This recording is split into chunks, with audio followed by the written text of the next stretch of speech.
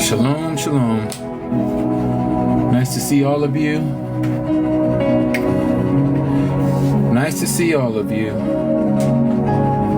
Yes.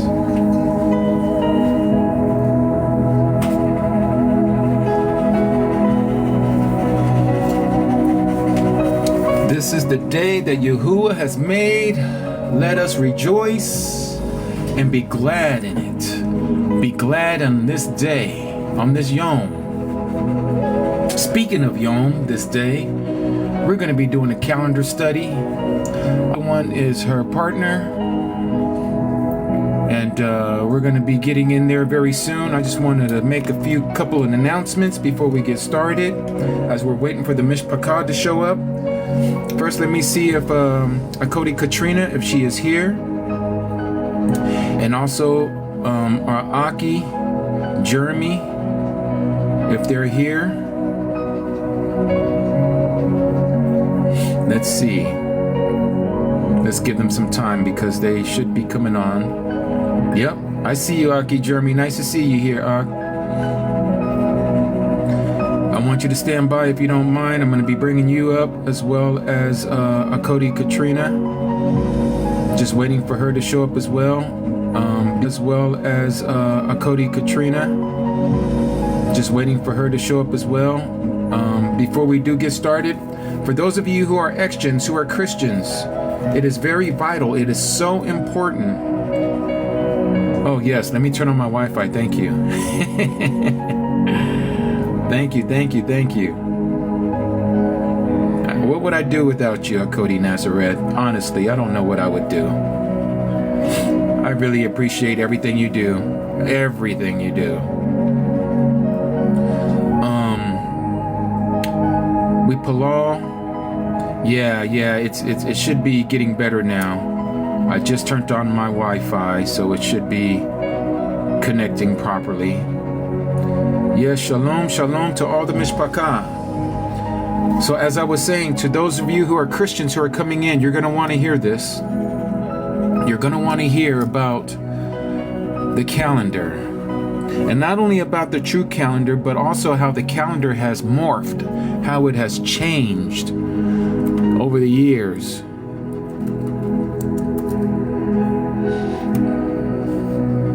It's gonna make a whole lot of sense to a lot of you why we have the issues that we have when it comes to the calendar. Nice to see you, Akodi Jessica. Nice to see you. Yes, please share this as much as you can for those. That's how you help me reach out to those that are lost, those who don't know, is by sharing this live so that others may be able to get this information.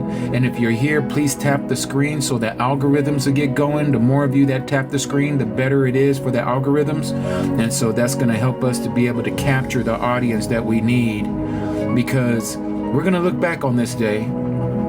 And every time I do my lives, I'm telling you, this is the way it's going to be. It's either you help or you don't. And you're going to wish on that day when we stand before Yahuwah, when the rewards are meted out, and you're like, man, if I would have just helped a little bit more.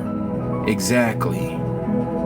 Maybe you're not the mouthpiece, but you know what? I can't do it without you. There is no big I's and no little U's. We are all the same in the eyes of Yahuwah. And so if we can all help one another to get the message out, that would be so vital. So vital. So again, I want to thank all of you for being here. We're going to go ahead and get started here in a minute. Has anyone seen Katrina? Is Katrina here yet, Jeremy? Aki Bladesman, nice to see you here, Ak.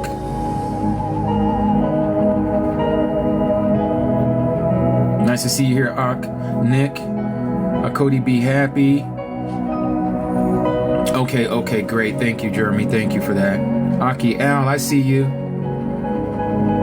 Yas daughter, I see you. Shalom. Akodi Jackie C in the place to be from NYC. I see you, Akodi. Aki Chris, nice to see you. Aki Andrew, Shalom, shalom. Cody Chrissy B, nice to see you. If we can get a shout out to everyone where you're from, city and state. Isla, nice to see you. Cody Nilda, Cody Jackie, nice to see all of you. Shema Yasharal, shalom. Everyone, city and state, where you guys from? Where you guys from this day? Texas, Debbie, okay. Detroit, T-Dubs, nice to see you, Ak. Miami. Okay, Chrissy from Brooklyn, New York. Queens, right next door in the other borough. Nilda from Elsa, Texas. Fayetteville, okay. Phoenix, yes. Retired in Colorado, okay. MIA, Miami, yep. Minola, yes. I see you there, Cody Evelyn. Queensland, overseas. That's right, Australia, Denver, Michelle, okay. Mississippi, Kim Street, nice to see you here. San Antonio, I got family in Austin. Aki Louie in Cincinnati. Quentin, yes, Fayetteville, nice to see you here. Hinesville, Georgia. Anton, nice to see you here. Washington State, Barakat to you, Katie. Putnam County, New York. Yvette, Bronx, New York City. Dubai, okay, that's what I'm talking about. We over there in the Middle East, over there in Arabia. Wales, United Kingdom, we got another one. Sue Yahoo, nice to see you here. Greetings from over there in Britain. Pennsylvania, okay, hopefully you more specific. Are you in Philly? Or you in PA in Pittsburgh? Phoenix, AZ, Jessica, okay, you just down the street. We got a whole bunch of people from Phoenix. Toronto, okay, Mula. Virginia, yeah, for life. We know Virginia Beach and the place to be. Litchfield, Ozarks, over there in Arkansas. Houston, Texas. I got a nephew playing for the Texans over there. His last name is Jordan. You may know him. Jora, nice to see you. Ohio. Yes, The Hague. Okay, we coming from the Netherlands. Yuli, I see you there. Coachella, Rockmart, Georgia. Wow, we got a lot of people here today. Ventura, California. I heard it all before. NC. Okay, Kelly Brown. Wow, Erie, Pennsylvania. Okay, you over there by Lake Erie. Gotcha. Big Ren from the Bronx. What up? Macclesfield, UK. We got another one from Britain. Or I should say the British Isles. Riverside, Cali. All right. St. Charles, Missouri, right there by St. Louis.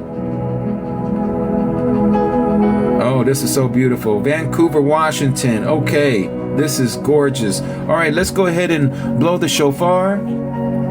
I'm going to be blowing this shofar from my Cody Talon, the one that she got me, this real long one here. You see it, it's still going, it's still going, it's still going, and there's the end. All right, let's do this. We've been waiting for you too, Pamela, all day. I'm just joking. I'm glad that you're here, Pamela, Cody, Pamela. Okay, let's get our minds together here. As I blow the shofar, may we be at attention before our Abba Yahuwah.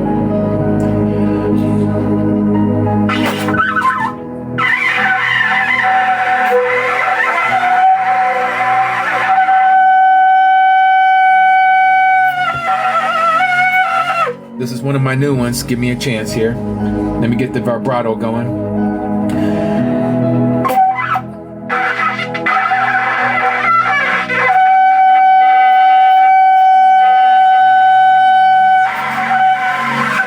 Well, I tell you, this one, sometimes it's a hit and miss with me on this one. Let me get my other one.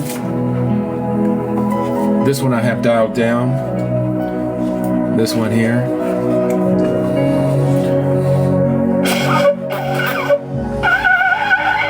Oh, after doing that one, now this one's difficult.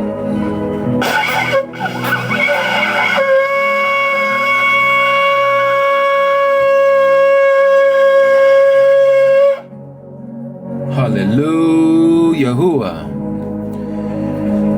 Heavenly Abba, we come before you. with lifted hands as the Mishpachah gathers together and those that are coming in, oh Yah, to hear your word, your message. Abba, we ask that you would settle our hearts and our minds so that we may be able to get this informative information, oh Yah, how you are waking up your people in these last days. Abba, who is like you? There is none like you, O Abba Yahuwah. You are Al Shaddai, the Almighty, the first and the last, the beginning and the end. It is you, Abba, who has created the heavens and the earth. Abba, we ask that you would allow us to be used by your Ruach HaKadosh to teach your people, your children, including ourselves, that we may all learn from you how important it is to know your true calendar, how we have been deceived, O Abba, by all those who came before us, O Yah. You say that you're going to do a special work in these last days that if it wasn't told to us, we wouldn't believe it. And now here it is, your people, your Mishpachah, the ones that are calling upon your righteous name, O Yahuwah, that we may hear from your Ruach. May we have ears to hear and eyes to see what the Ruach HaKadosh has to say to the assembly. Abba, we ask that you forgive us for all of our transgressions that we've committed before your heavenly sight.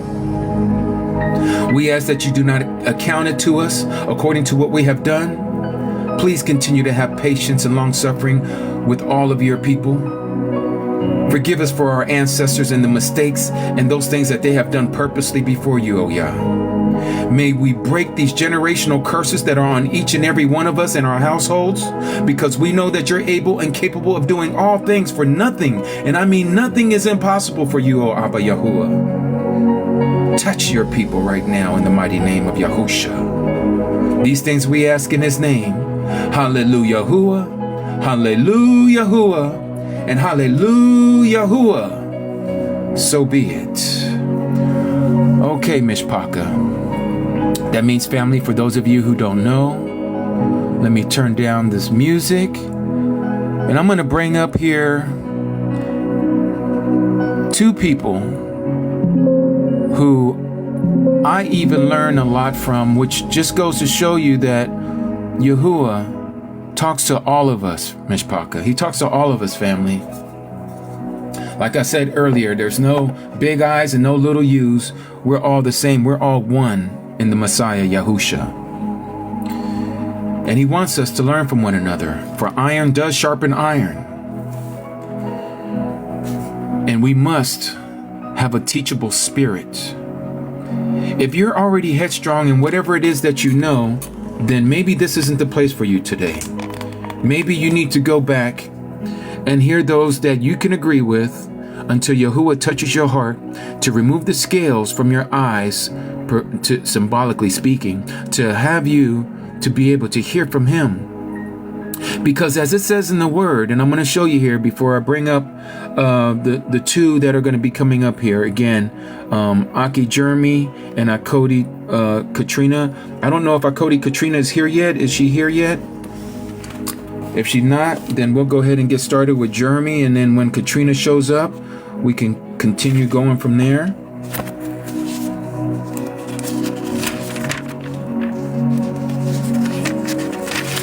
Sure, Lizzie, yes, that would be wonderful. Oh, she did? Okay, Jeremy, no worries. Well, then we'll go ahead and get started without her, and when she's able to show up, then we'll have her come on so that she can share her knowledge as well about the calendar, because this is so important, family. Okay, thank you there, Aki Jeremy. I appreciate you. This is so important, family.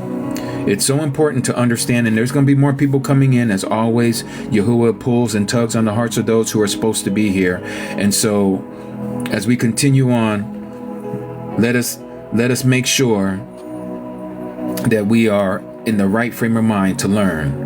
As it says here in the book of John, chapter 6, verse 44, no one is able to come to the Messiah, unless the Father who sent me draws him or her, and I shall raise him or her up in the last day.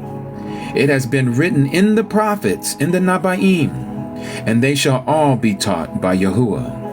Everyone then who has heard from Abba and learned comes to me. Comes to me. If any of you are still having any issues with the connection, you may have to leave and come back in, because sometimes TT will do that. I am on my Wi-Fi. Let me just make sure everything is correct on my end. Yep, it does say that I am connected. So yes, we are okay on my end. Okay. So Jeremy, if you could please hit the guest button so I can bring you up, Ak. And so we can go ahead and get started.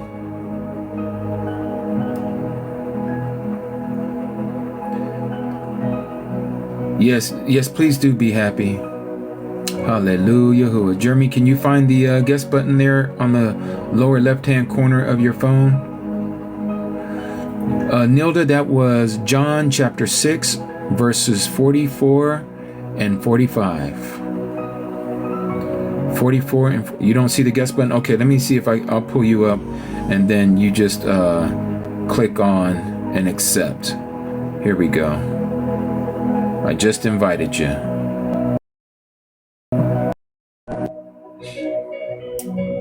All right. Let me turn up my volume.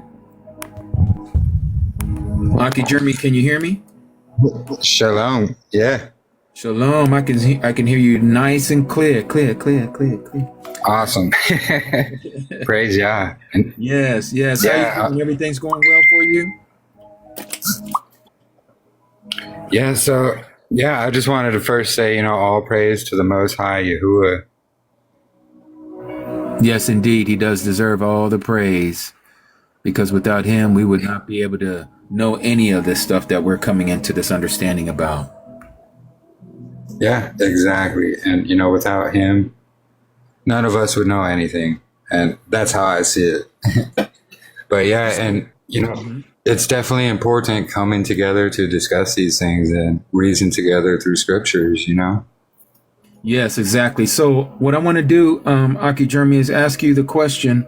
So how did you come into this understanding, first of all, about the truth, and then into the calendar? Wow, my journey to the truth has started probably over a decade ago. And, probably in my late 20s, I started reading the Bible. I grew up, in Catholicism. My father, when my parents were divorced, my father, he married a Mormon, so he got into Mormonism. My ex was a Jehovah's Witness, so I've been through the ringer, I guess, with those kind of religions, Catholicism especially. Yeah, no joke. But really, in my late 20s, I started reading the Bible. I had my first Bible, and I started reading it. And that's when I started seeing, right there, these things are for all generations. These things are supposed to be forever. And I was like, wait a minute, this is going against, what all these churches keep telling us. Mm-hmm. And that's where my journey began, really. And, I found that book. Into the name, or was it keeping the commandments? What was it? What was the catalyst that got you to say, wow, I did not know this? It was really keeping the commandments and connecting it with biblical cosmology, honestly. That's what helped to wake me up fully, start understanding, hey, look, the Bible, it's legit. It's speaking the truth. Wow. And it all started, back in 2017. I was researching about, mud floods and things like that. And, Rob Skiba's channel popped up one day, just as recommended. I'm sure everyone knows who he is, but Rob Skiba, the godfather, if I could use that word, of flat Earth. Yeah, precisely. And he was just connecting it all back to scriptures, and I was like, wow, this is it. And so can we say that the flat Earth had a lot to do with your eyes being open as well? Yeah, I'd say 100%. it basically solidified what I was already reading into. And, it was the whole, flat earth was really big back then. It was like the number 2 most searched thing on Google back in the day. Yes. And you could actually find the good information about it back then. Not so much anymore, but Yeah, isn't that amazing how they took a lot of that away? I mean, it's like Google started going through and just like swiping it out. yeah, they really did. The censorship got really bad. Yeah, Especially around the, scamdemic situation. exactly. But yeah, it was really that woke me up.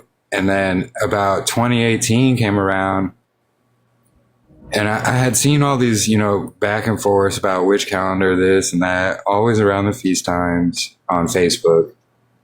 Because, I was really big on Facebook back then. And I was just praying, and I was like, I just prayed to the Father, hey, please show me what the true calendar is so I don't fall into any confusion. And literally the next day, I don't even remember who it was. It was a sister. She sent me, it was Zadok Way's video on YouTube back then. I remember Zadok Way, yes. Yeah, and they had these really good videos, which actually I have mirrored on my channel because I recorded them before they took them down. But anyways, I was watching these and I was like, wow, this is it. He was lining everything up with scriptures through the Dead Sea Scrolls, all these things. That started my journey into studying into the Dead Sea Scrolls. And so ever since then, studying scriptures, the Dead Sea Scrolls, all of these things I have seen through scriptures and, so many, confirming witnesses, like just in the stars and the heavens with everything that happens. This is the Zadok calendar. It's the true way. And it's only been like since the last about 8 or 9 months that we discovered this divider day that happens. Right. And that's because, the whole week intercalation, it never really sat right with me. There's really no evidence for any of that. And it just never sat right. And then, it was actually because, one of Davidson's lives that Katrina had found, and she sent to me and she's like, I just want to watch this today. Join me. I was like, okay. So we watched it. And at first, I was hesitant. But I watched it. I was paying attention, listening to everything he was saying. And of course, I didn't agree at first. But I started actually studying into it and looking into it and what he was saying.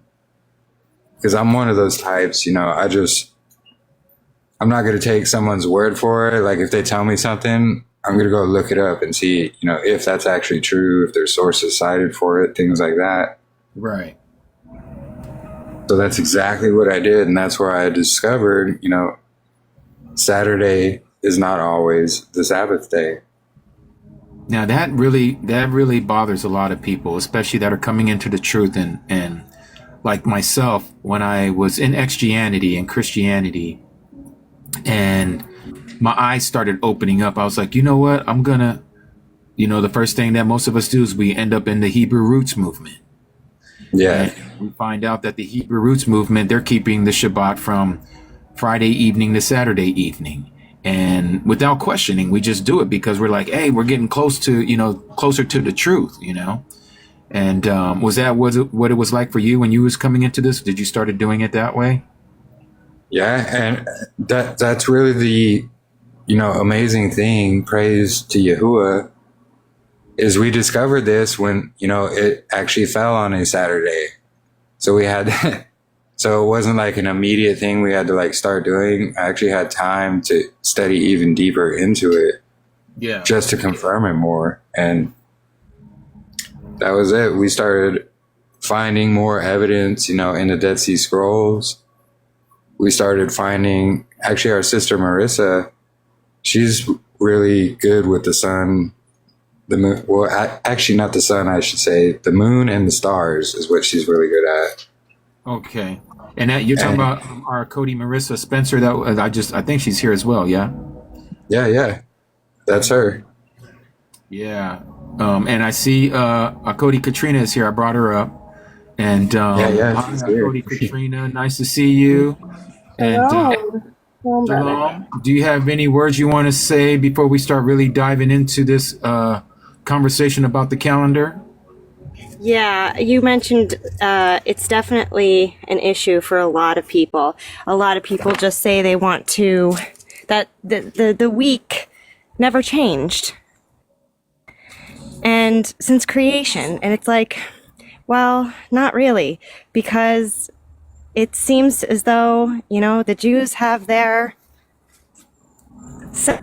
Saturday, and the Catholics have their Sundays, and that's just not how Yahuwah works. And he actually fastened his creation week by the luminary, and it's just a beautiful thing. And when I jumped on Davidson's live and he started to talk about it, I was a little hesitant at first, but then I watched the one video that Ed did about the Zadok way and how he was showing on their calendar that the only reason why they have a Saturday Sabbath was because they shift the equinox day, and that's the only reason. And I started to search, well, where is this allowance in scripture? And I couldn't find it anywhere. And I was just like praying, and I tagged along Jeremy.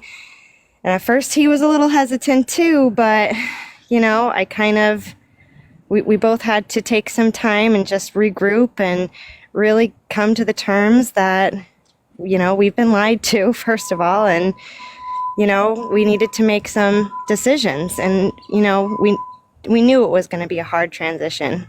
Right. But it's worth it. Yeah.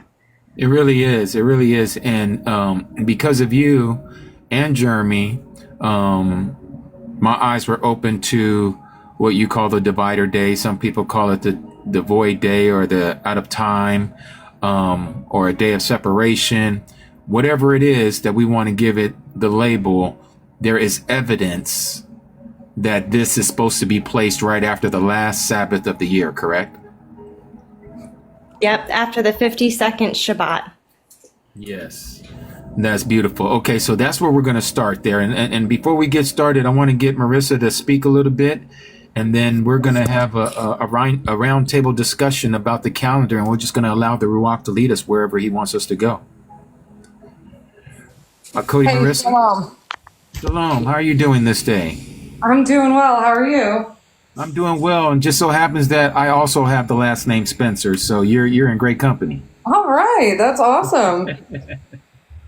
But yeah, so share a little bit about yourself and how you came into this truth and the calendar. So I've been researching the calendar for a long time to me being like 4 years now. It's always been so fascinating to me how his luminaries work in the sky. So I stumbled on the Zadok calendar a few years ago, and I felt like it was really close to being correct. But what really perplexed me was nobody seemed to have some agreement as to when to put this intercalation week in. And, so that was something that I was searching out for a while. And it never really sat quite well with me as to like what people would decide, because it just seemed like everybody was just trying to make sense of it for themselves. And now we all know that scripture of like, lean not on your own understanding. And that's what I felt a lot of like what most people were doing, that they had no real actual basis for where they were adding this weekend. And also, what about how it says 364 days only? So, but then every so many years we can have 371. So that didn't really make sense. And it just kind of like begged the question of, what is your anchor? What is your anchor in your calendar understanding? Is it one of the luminaries, or is it a Gregorian weekday? So Interesting, interesting. So, how long have you been, I guess, in the understanding of what you know now with the calendar? Probably for about 6 months now.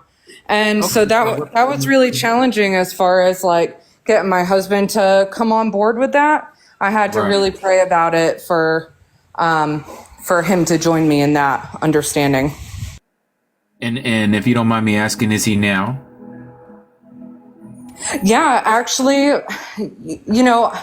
I really laid it all out the one night in a prayer to Yah about it. I am fully convinced that this is how your calendar works, and if it's what if that's the truth, then please convict my husband to go with that. And so, I mean, it was always like a point of contention between him and I whenever I would bring the calendar up. And then, honestly, like, I was willing, I feel like doing the right thing is to be a good wife and to allow my husband to lead. But I wanted to be honest with him about where I was at in my walk and all the research I'd done on the calendar. And so this one night I brought that up to him and I said, honey, this is how I feel about it. And I'm quoting Jubilees to him and how Yah gave us a great sign in the heavens to show us when the Sabbath day is. And this is how I feel. But I'm not going to divide our family over this. And I want to stand with you and I don't want to confuse our children. And, I kind of just came to him with that humble heart of, but I want you to know. Yeah. Like, this is where I'm at. And he looked at me and he goes, well, if that's truly how you feel, then come the biblical New Year, let's follow the Sabbath day as you are telling me about. And that just like floored me. Honestly, I started to cry in front of him. So, yeah, that was really amazing that Yah answered that prayer like that. Wow, that is beautiful. Okay, so this is what we're going to do, and I appreciate you sharing that with us, Marissa.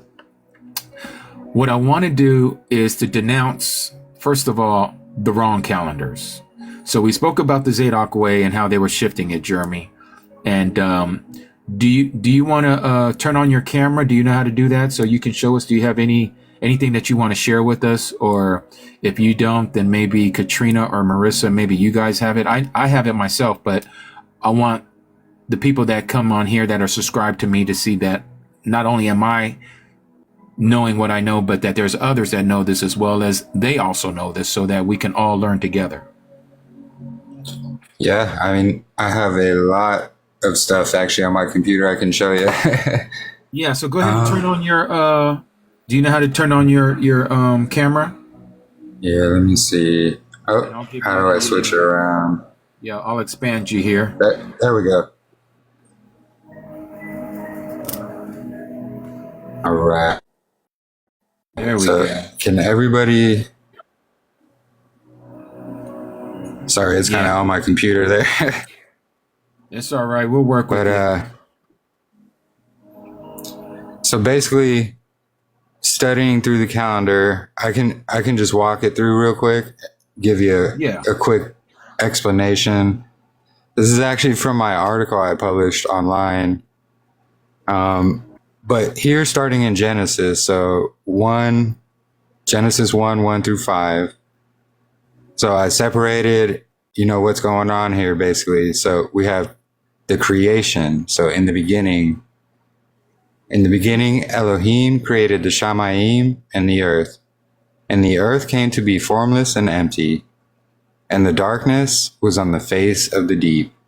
And the Ruach of Elohim was moving on the face of the waters.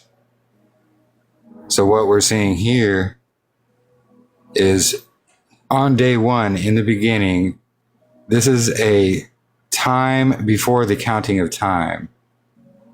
So the counting of the days is probably a better term for that, but that started here when the light came to be. So when Elohim said, let light come to be, and light came to be. And then there was evening and morning, which all equated to day one. So, sorry, let me get it angled here. So basically, we'll have Genesis 1 through 2 here for like a visual. And then we have the light coming to be, which like a light switch, it just clicks on, boom. That starts our counting of days right in the morning. Uh-huh. And then we have the blendings, the evening. We have the chosek, the night. And we have the morning, which is the second blending that we get. But all this together will consist of a biblical day in scriptures, basically. So let me scroll down here and I'll show you. Oh, there's a lot of stuff we can get into here. So let me ask you, Jeremy, as far as your article here, is this available for, let's say, if somebody wanted to maybe email you, or how can they get a copy of your work? Yeah, I have actually on my page here on TikTok, I have a link to it. It's on one of my pinned posts. Because I know TikTok, like if you share it, it won't let you click on the link for some reason. Yeah. But yeah, if you would like my article, feel free to PM me and I can send you the link in a private message, no problem. Awesome. Go ahead. I don't want to stop you. Yeah, no worries. So it's rather large, but it's definitely worth the time to read it. And I made it so big just to show all this evidence, basically walking everything through scriptures. And so let me ask you, Jeremy. Oh, go ahead. Why is, and again, I know we're going to go through some of this here that you have, but why is the lunar Sabbath wrong? So the lunar Sabbath is wrong because the word Chodesh, which is mistranslated about 22 times or so as new moon, it has nothing to do with a new moon, which I go over that here actually. So I can walk through that a little bit here. Yes. Where's it at? And while you're looking for that, Cody Nilda, just click on his icon, on Jeremy's icon. It should be, I think now it should probably be up at the top upper left-hand corner. Click on that and you'll be able to follow him. Okay, go ahead. I apologize. Yeah, no worries. So this is basically, it's going to be chapter 2. But so first we must understand that the word lunar comes from the word lunatic. And our first clue is the word lunar itself. Can you pull back So a we're little given bit this- on your camera? What's that? Can you pull back a little Oh, bit? sorry. Yeah. Because, well, what you see and what we see are a little different. So, okay, right there. Yeah, here, let me see if I can zoom out the screen itself, actually. Okay. Make it a bit easier. So I can fit the whole thing. There we go. Oops. Yes. Right. That's Okay. perfect. Let me try and stabilize it. There we go. So the word lunar, it comes from the word lunatic, and we're given the sun, moon, and stars as representation of Messiah and the adversary through scriptures. Basically, light and dark, good and evil. So this is going to be our example. So are there any scriptures that are going to give us an example of or explain what a new moon is? Because there's that argument, is it the 1%, 2% sliver? Is it the left side, the right side, left to right and back? You know, there's a whole squabble about that as well. Yeah. So can we find someone in scriptures citing a new moon for months? And what authority is given to what man to cite it and where in scriptures? And a verse showing specifically the moon, which is Yarak, is for months, which is Chodesh. So you can search all throughout scriptures. You're not going to find that. You're not going to find Moses citing any kind of moon for months. There's not any kind of verses that are going to describe what a new moon is. Hodesh is actually a mistranslation when they translate it to new moon. So the word Chodesh is a Hebrew word for month, which means renewal, not Yarak, which is moon. But modern day translations and even biblical dictionaries, in order to accommodate the rabbinical lunisolar calendar, have rendered on certain occasions the word Chodesh as new moon. So the first time we see the word moon in Torah, it's the word Yarak. This is the word that we see when the word moon is used in an astrological sense.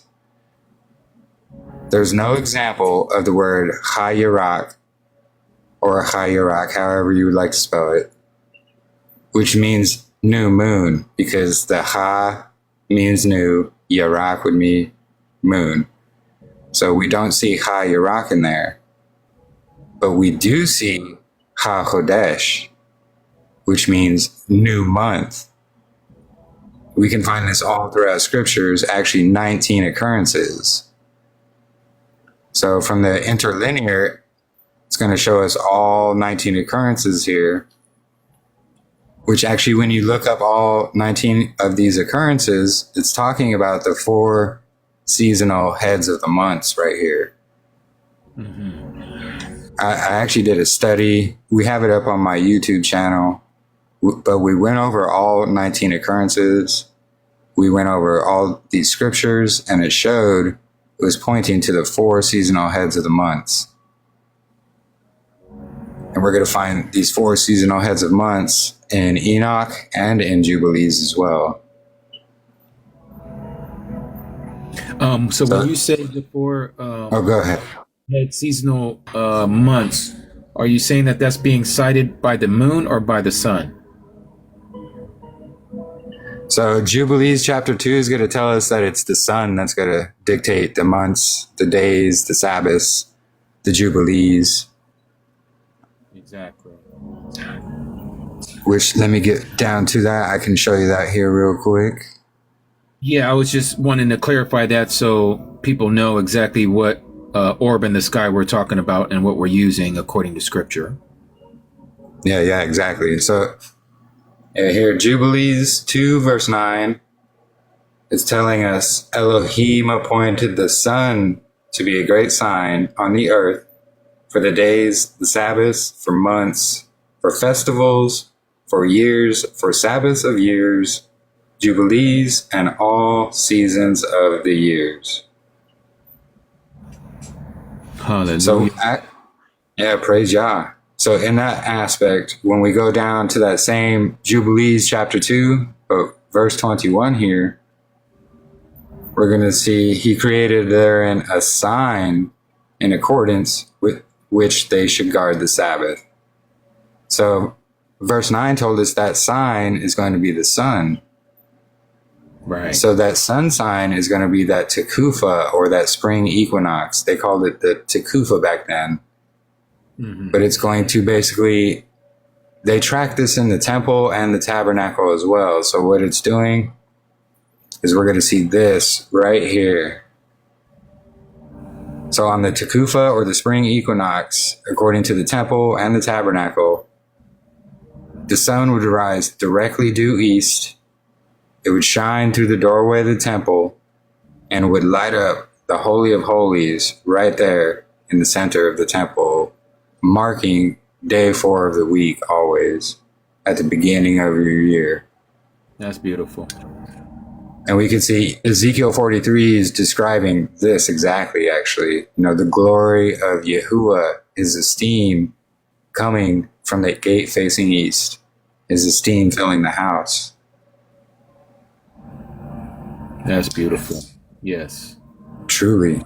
And, you know, we have Psalm 19, 1 through 9. This is speaking about, you know, the luminaries that are in the firmament, they have no voice, but their speech is heard. It's because they are marking, the days, the months, the seasons, all of these things. And so we don't find anything about the moon doing any of this sort, do we? No. What we do find with the moon, though, is it is a witness for, longer periods of time, and actually, planting seasons for crops and things like that. Right. So it does witness, longer periods of time. It's not witnessing the count of a year. And so there seems to be arguments about, and I just saw one that was sent to me, and this is a brother that I don't know him personally. I have spoken to him before, but he likes to take Jubilees chapter 6. And for those of you who don't know what the book of Jubilees is, it is an apocryphal book that was written by Masha, also known as Moses. And so they call it the Little Genesis. Some people call it the Little Genesis. But in chapter 6, verse 36, I'm sure you probably have something on that as well about the moon and how it comes in 10 days too soon. Oh, yeah. Yeah. And they're saying that there is some people saying that, no, that has to do with the sun and that it has not to do with the moon. Do you want to clarify that, or one of you to clarify that, and what's causing, because they're actually causing confusion and discord by not allowing the text to speak for itself. Yeah, I agree. I think Marissa might be able to explain that part better, because the moon actually gets its light from the sun. So the sun is still dictating that. And, the fact that the sun is the male figure, the head, and the moon is the female. Right. The one who's supposed to follow the head and, witness for the head, basically. And that's what she does. And it's not for the months, because like I said, the word Chodesh, it's mistranslated as new moon to accommodate the rabbinical lunisolar calendar they use of modern day. You can go into the etymology of the word and you will see Chodesh has no connection whatsoever with Yerach. Mm-hmm. They're not spelled the same. There's no connection whatsoever in the etymology itself. Exactly. Marissa, do you want to share anything about the moon coming in 10 days too soon? Uh-oh. Are you still there? Can you hear me? Yes, now we can hear you. Go ahead. Yeah, we hear you now. All right. I'm just worried that, whenever I click off of TikTok, I can't read the verse that I was looking at. Hold on one sec. Okay. Yeah, so Wisdom of Solomon 7:17 through 19 tells us that the sun is responsible for the cycles of years. And so I'm not able to read the verse to you, unfortunately, because I'd have to click off. But we have it right here in front of us. Oh, excellent. Very good. There we go. All right. I didn't even see that. I was looking at my microphone here. It is he who, thank you. It is he who gave me true knowledge of the forces of nature, what the world is made of, how the elements behave, how the calendar is determined by the movements of the sun, the changing seasons, the constellations, and the cycles of years. And so, when I read this, it reminds me of the moon, because in Enoch, when it's talking about the moon, it says, according to the sign of the year. And so I found that really fascinating to see how that the moon will make patterns throughout her cycle. And so, she won't have the same phase on the first day of the year every year. And even when you go year 1 and year 4, I know a lot of people try to match her up to the priestly cycle, and they may find a 6-year cycle that matches the lunar cycles. However, it will not continually replicate. So the moon will make a 6-year cycle, then a 5-year cycle, then a 6-year cycle, then a 5-year cycle. And you might think, oh, so it's always 6-5, 6-5, 6-5. No, because after 3 of those 6-5, 6-5, 6-5, it goes 5-5-6. Wow. So there's a double 5 cycle. So this is a cycle of years where it'll make the same pattern, but then it flips. So a lot of times, like, people will want to claim, we're using the moon and going by these cycles because then after 6 years, the cycles are going to start again. And that's not true. So I know, like, that's a real popular belief after 294 years that the priestly cycle will repeat itself. But I've not found that to be true. If you go 294 years, either forward or backwards, the moon phase is not the same that year. So the moon phase is always, what you're saying is the way Yahuwah has given the pattern according to the moon phases and the moon, what's the word I'm looking for? Its cycle. It's irregular always. So there's like a rough pattern to it, but it's not going to determine the calendar whatsoever. You may be able to use it as like a marker for your own knowledge. So like with the priestly cycle, they might say, oh, well, this year Gimel was a full moon. So on year 4, Shechaniah might be a full moon. And on year 7, it'll be Gimel again.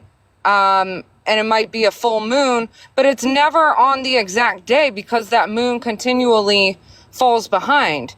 So, like, for example, on a year 1, if the full moon fell on the 20th of March, on the year 4, it'll be on the 17th of March. And then on the year 7, it'll be, the 15th of March or the 14th of March. So it will continually fall behind because it's not only 10 days behind because the solar cycle is not only 364 days. We have that extra 1.25 days. So right. It falls behind more than 30 days after 3 years.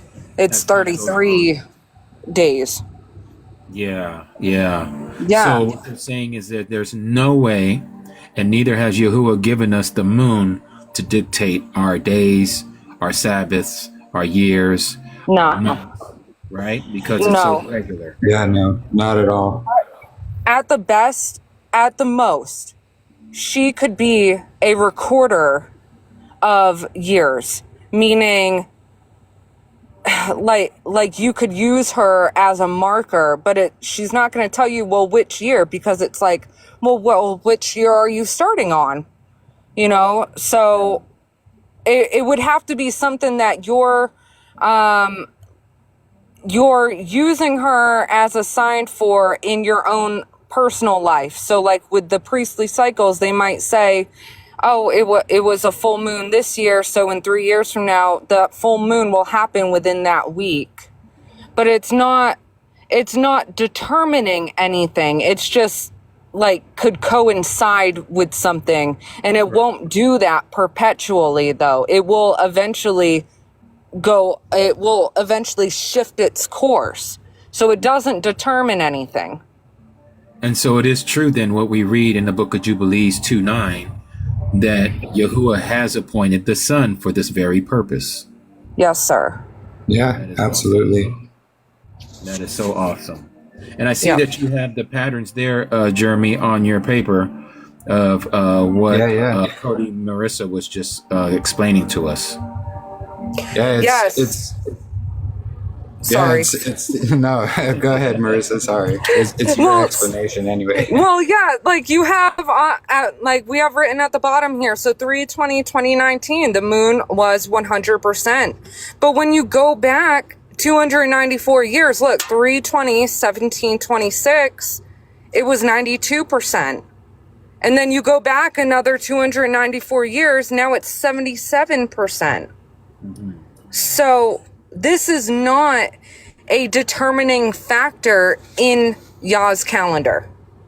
Right. It cannot be replicated perpetually. Gotcha. Cody, Katrina, do you want to add anything to what we're talking about?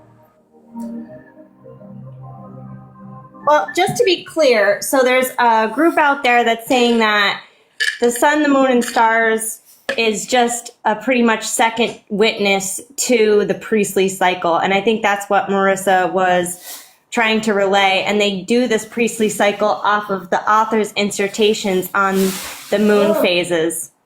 And so that is where we found that it won't line up, as Marissa said. So 294 years before, it's not going to be a full moon. 294 years after, it's not going to be full. So people really need to actually test all things out. This group is just basing everything off of the moon when it says, look, if we do this, we're going to be out of line. And we have to just acknowledge that fact. And and really understand that the sun is the governor and the moon is definitely a witness. Have we found what that witness is fully? No. There's the theory of the moon map. There is the theory of gardening by the moon. And there could be a 3-year tithe by the moon. But that's also recording time in a way. So, yeah. Okay. So what would we say, any of you who want to take this question on, what would we say to those who want to argue? Because again, that's going to be those that we're really trying to change their minds. Not only those who don't even follow this calendar to begin with, but the first thing that they're going to be introduced to is the phases of the moon. And they like to use Exodus, I believe it is Exodus chapter 16, where it talks about how the children of Yasharal came into the wilderness of Zin, and it happened to be on the 15th day. And so now they're going to use that along with Leviticus 23, for those of you who are following, where they say, okay, these appointed times, like the Feast of Unleavened Bread and the Feast of Tabernacles, they always seem to be talking about the 15th day of the month and the 21st or the 22nd day of the month. So how would you guys explain that? And how would you defend that what we read in Jubilees is correct and not what we see in our Bibles? So I actually wrote a response to this question. I would have to find it. Because I went through that and I lined it up. And it works on the Zadok calendar. I think it's actually in my Facebook Messenger, which I don't have on my computer. Let me see if I can find it real quick.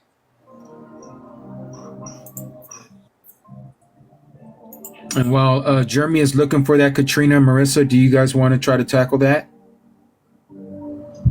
I would just start with that Hodesh does not mean moon, that it means month.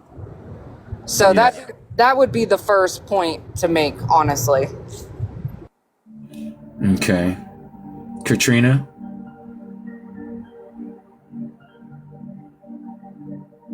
Sorry, I'm trying to find my mic.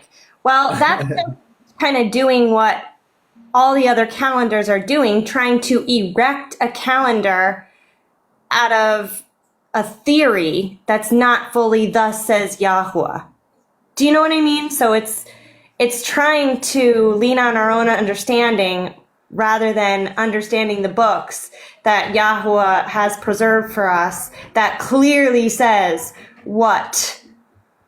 how he wants his years laid out. Yeah, and I can see how that,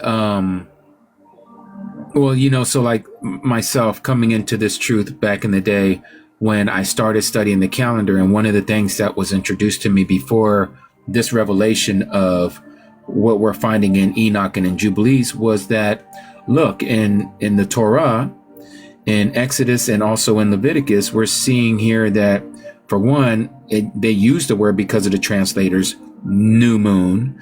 And then they're saying that the new moon is the beginning of the moon cycle.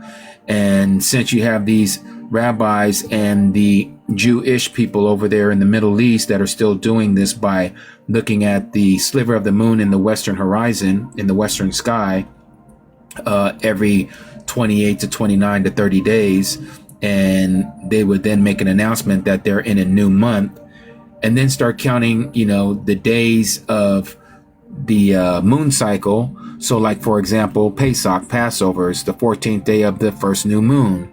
And so for a novice person who hasn't studied this out like we have, they're looking at it for what it says in the word verbatim and just saying, well, it says new moon and it says it's on the 14th day of the new moon cycle. So I guess what I'm asking from you guys is, how would you get someone to see that, no, that's not what it means? I mean, I know, and but how would you attack that? Because there are people who are coming into this truth, and that's the first thing that they're being introduced to by others who are following the lunar solar calendar.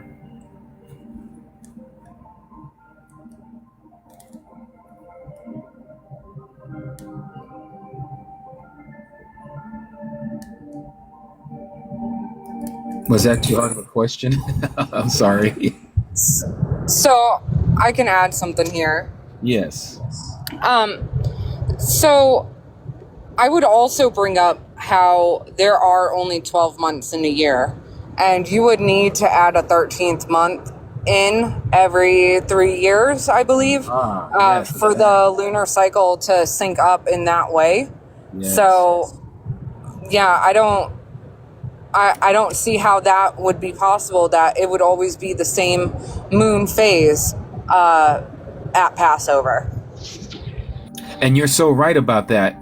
That's one of the things that I share here on this channel when I talk about those who follow the Hillel 2 calendar, which you're speaking of, because they're using the moon cycle, and the moon has a 354-day cycle, that they're 10 days short, and every 3 years they would have to have a leap month where they would have to institute a 13th month. And we know in scripture and in the Apocryphas, there is no such thing as a 13th month. This comes from a Babylonian teaching when the children of Yasharah were in the diaspora in Babylon, and they took on this practice. So yeah, that's a great point there, Cody, Marissa. Anyone else want to add to that? Go ahead, Jeremy. Yeah, no, and I go over that as well, is, all of the moon sightings and, months for moons, adding the 13th month, and even the names of these, modern Jewish calendar months, it's all from Babylon itself. If you just study the Babylonian calendar, you're going to see it's the exact same thing that they're using today still. And they claim that to, hey, look, we're sighting moons and things like that. When my question is, where is Moses sighting a sliver moon? Like, I see nowhere that Moses, it says, Moses went here and sighted this percentage of a sliver moon to begin the month. Right. It does not say that. Exactly. Great point. It doesn't say that anywhere in the Tanakh whatsoever. No, and in fact, the only place you're going to find that statement, and it's not Moses sighting moons, it's rabbis, and that's in the Talmud and the Mishnah. Exactly. That's where we have that at. And So- we know Yeah, that's... have their Oh, go ahead. postponement laws too. Yeah, exactly. Can you say that again? There are what laws? Postponement. Okay, and can you explain a little bit for those of us who don't know? Yeah, so the postponement laws is like, they'll decide, we can't begin a year on a Wednesday or a Friday or a Sunday. They just make up their rules and they'll begin their year whenever they deem right. Ah, gotcha. Okay, that makes sense. Hence postponement. Yeah, wonderful. I found that in the Jewish Encyclopedia. And it probably comes from either the Talmud or the Mishnah, like Jeremy is saying. Yeah. Yeah, exactly. They do add a lot of stuff in the Talmud, both the Jerusalem and the Babylonian Talmud. So I guess now, speaking of these other calendars, so like the Zadok Way calendar, and I followed them for a while, and you had alluded to this earlier, Jeremy, how they would unpeg the first day of the year from the spring equinox, and they'll make sure that it lands on a Wednesday, on the pagan day Wednesday, so that they always have a perpetual Saturday Sabbath. Do you want to speak on that? Yeah, and I find that a real, error and a problem because, number one, Yahuwah tells us, he gives us these signs. And when he gives us a sign, that means we're supposed to do it right then and there.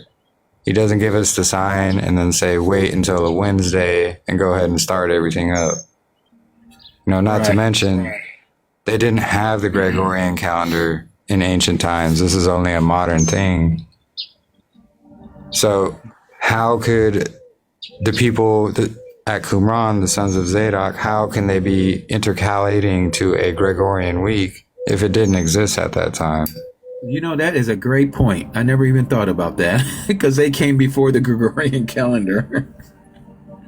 That actually just made me realize, like, the people that are doing the week intercalation method, how are they any different or any better than the Jewish people and their postponement rules and them just deciding, well, we're going to begin the calendar here because we said so?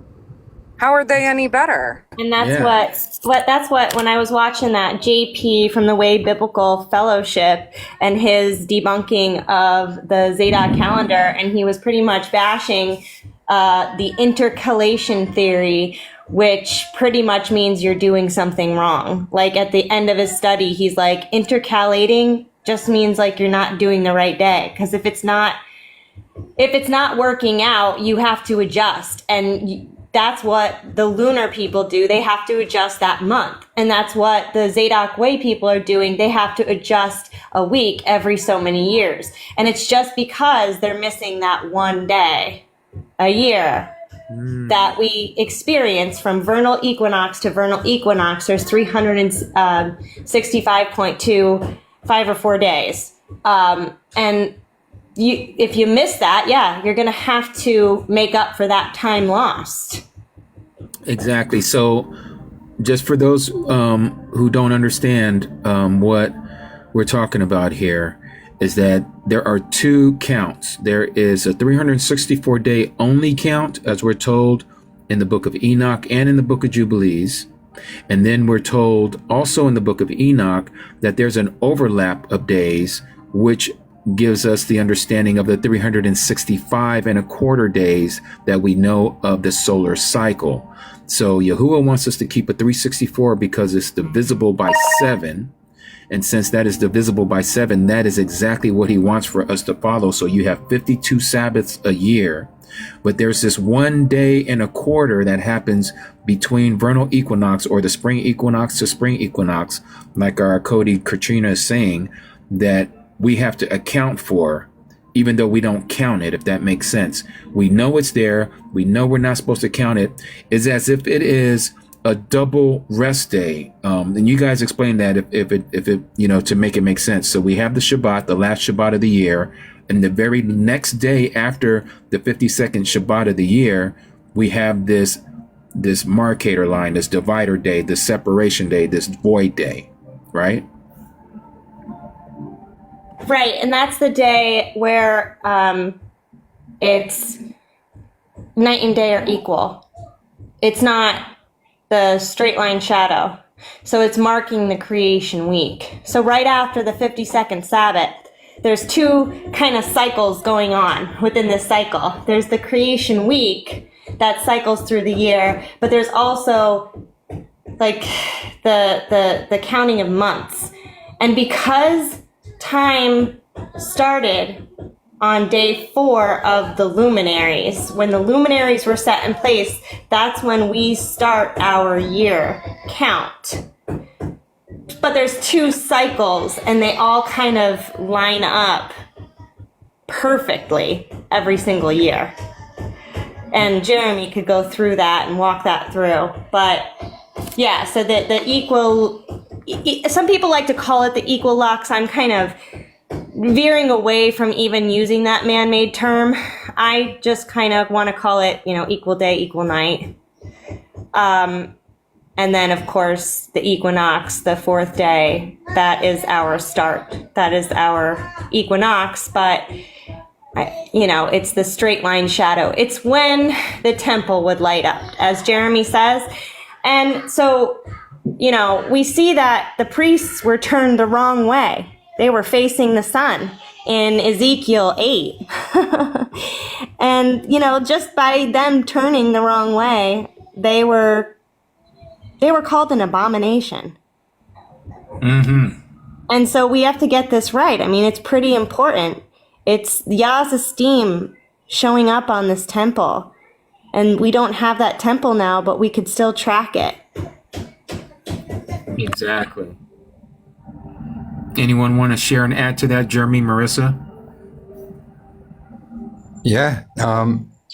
So just like Katrina was saying, we're seeing these different counts or these wheels within the wheels. And this is actually a pretty fascinating discovery. Marissa helped out a lot with, which is the monthly cycle of the year. And we're seeing that there's the weekly cycle of the year. And then there's the prophetic cycle of the year, which is the 360 count. Right. So there's a counting of 52 weeks of 7 days exactly, and that's going to give us 364. But we also have the counting of 12 months plus the 4 intercalated days, which is also 364. So what we're going to see each year is basically this overlap that occurs of, the weekly count and the monthly count. But we're commanded to only use one of those counts, which that's what we do. It's just there's an overlap going on there. So kind of to be less confusing, let me continue a little bit. But it's kind of like if you have a bicycle wheel and there's that like weld right there where they put the 2 ends of the circle together. Mm-hmm. And then you have another wheel on the outside of that with that same weld, just kind of off-centered from that first weld. So that's kind of what we're seeing with the wheel within the wheel. And then there's that third wheel, which is the 360-day count. So all of these coincide together and work together to give us, our yearly cycle each year to keep day 4 lined up with the spring Tekufa or the equinox that happens. And that's going to mark day 4 when the sun, moon, and stars are made. That's going to mark when our day 1 of month 1 is as well. And 3 days later, just like Jubilees 2:21, is the Sabbath day, the weekly Sabbath day. We've also been seeing these 4 intercalated, the heads of the months, every first month, every 4th month, so forth and so on. The first day, the heads of those months, they're ordained festivals by Noah, and we can find that in Jubilees chapter 6. Yes. And he made these 4 days to be memorial days to Noah. And when you actually look through the 19 verses we mentioned earlier about HaHodesh occurring, so a couple of those verses are going to show us Isaiah and Amos. And what those verses are going to show us is these 4 heads of month days are actually just like the Sabbath day, like the weekly Sabbath day. So in Isaiah, we see that with the example of the door being opened. They say the new moon in most translations, but it's the door to the temple being opened on the HaHodesh, meaning the head of that month, and on the Sabbath day. And then in Amos, when, they're complaining Of course, they mistranslated as on New Moon Day. It's actually HaChodesh again, on the head of the month day. And they were complaining because they couldn't sell or buy and things like that. Why? Because it was a Sabbath day, just like the weekly seventh day Shabbat. And I say that because there's a lot of people that are saying, oh, you know, there's 8 days between your Sabbaths here and there. Well, technically, no, there's not. So we have that festival ordained by Noah himself, written in the heavenly tablets as a Sabbath day. So boom, it doesn't interrupt it. It's just resetting that yearly cycle we see. So the calendar will hit the marks, the heavenly marks that Yahuwah gives us. And that's going to be the Tekufa and also the stars as well, like we saw in Enoch 74:12 and Wisdom of Solomon 7. And Marissa has found a lot of the evidence in these stars that, you know, prove this calendar out with the heavenly markers that Yahuwah is showing all of us. Because we know man can't make the straight line shadow happen. Man can't make the stars line up. So it's Yahuwah himself. Exactly. So Marissa, do you want to show us anything on the screen? Do you want to turn on your camera? Do you have anything that you would like to share, or do you want to just share it verbally? Yeah, so I don't have anything on the screen. Let me just send Jeremy a couple of things because I would like him to be able to pull it up before I speak about it. Okay, great. And so while you guys are doing that, just so you guys all understand what we're talking about here, so you see this on the screen now. This is the 12th month, Kadash 12. And as you can see, this is the Shabbat column here. This is the last Shabbat of the year, the 52nd Shabbat. Okay. The very next day, this is why these weeks are split. This row with this row are split because right after this day, this Shabbat, you don't count the next day. Don't count the day after the last Shabbat, the 28th of the 12th month of the year, and 2 days every 4 years. That's because, like we said earlier, there is a day and a quarter extra, 365 days and a quarter, okay, which is the sun cycle. And we're told to keep a 364-day cycle only. So that gives us an overplus of a day and a quarter. So at the end of 4 years, you're going to have what we also see that the Gregorian calendar does, and that is a leap day. Okay. And we know that it's a leap day that is supposed to be there because we find that the spring equinox is not going to show up or appear until those 2 days have transpired. All right. So what we're doing here is after the Shabbat, because you cannot split the creation week. What do I mean by the creation week? Well, we know it says on the first day that Yahuwah said, let there be light. The second day, he split the waters and he separated the waters above from the waters below. And so on the third day, he planted the seeds and the trees and everything else. And then the fourth day, well, he brought up the earth on the fourth day, or the third day. And then on the fourth day, he created the sun, moon, and the stars. So this is why you see it's blank here, because after you do the 52nd day of the 12th month, okay, or the 52nd Shabbat, I should say, that very next day, you don't count. So it's pretty much like you have 2 days of rest.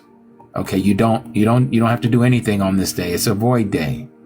Then you pick up your count again because we can't split Genesis chapter 1 where it talks about the 6 days of creation and then the Sabbath.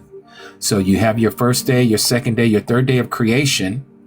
And then the next day is going to be the spring equinox, which is when the sun, moon, and the stars were placed into the heavenlies. And then you continue on with your count. So that is the key to this. And I wouldn't have known this unless our Akodi Katrina had shared this with me when it was given to her, and they were going over a couple of documents, which we're going to probably go over here in a minute, through the Dead Sea Scrolls, these fragments that cleared up a lot of this, because again, Yahuwah is revealing this information to his people so we can get back on track with his calendar days. Because here's the key. How are we going to keep the fourth commandment? How are we going to keep the fourth commandment when he says, if you love me, keep my commandments? And we don't even know what day the Shabbat is. That's what the fourth commandment is. He says to remember the Shabbat and to keep it separated. But if we don't have the true calendar and we can't locate the true Shabbat, then we're breaking the 10. If you're breaking one, you've broken them all. And yet he says that the Shabbat is supposed to be a sign, a witness between him and his people. So it's very crucial to understand when the Shabbat is. And the only way you're going to know that is to know this true calendar. So with that being said, Jeremy and Marissa, did you guys locate what you guys were talking about?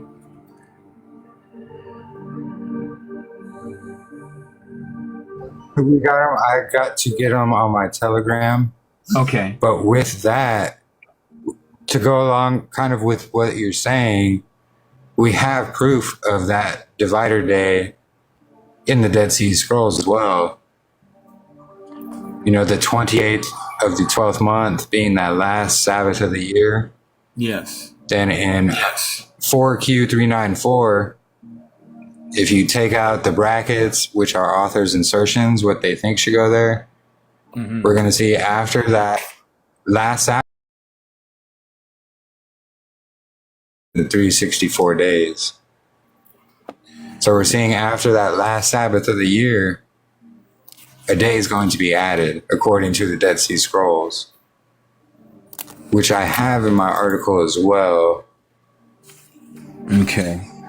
Yeah, I was just going to read the 394 because I do have that one, but I don't have the other one that you guys, I guess that's the newer one or the latest one that they have. Yeah, it's a 4Q324D. Right now, I can only find it in PDF form online.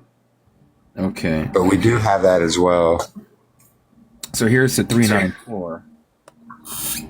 Yeah, so and it's this one there's here. going to be, yeah, that one. So on that one, it's going to show basically the author's insertion, what it's saying there. But what it should say, because here, I can probably get it on my screen. Let me find it here.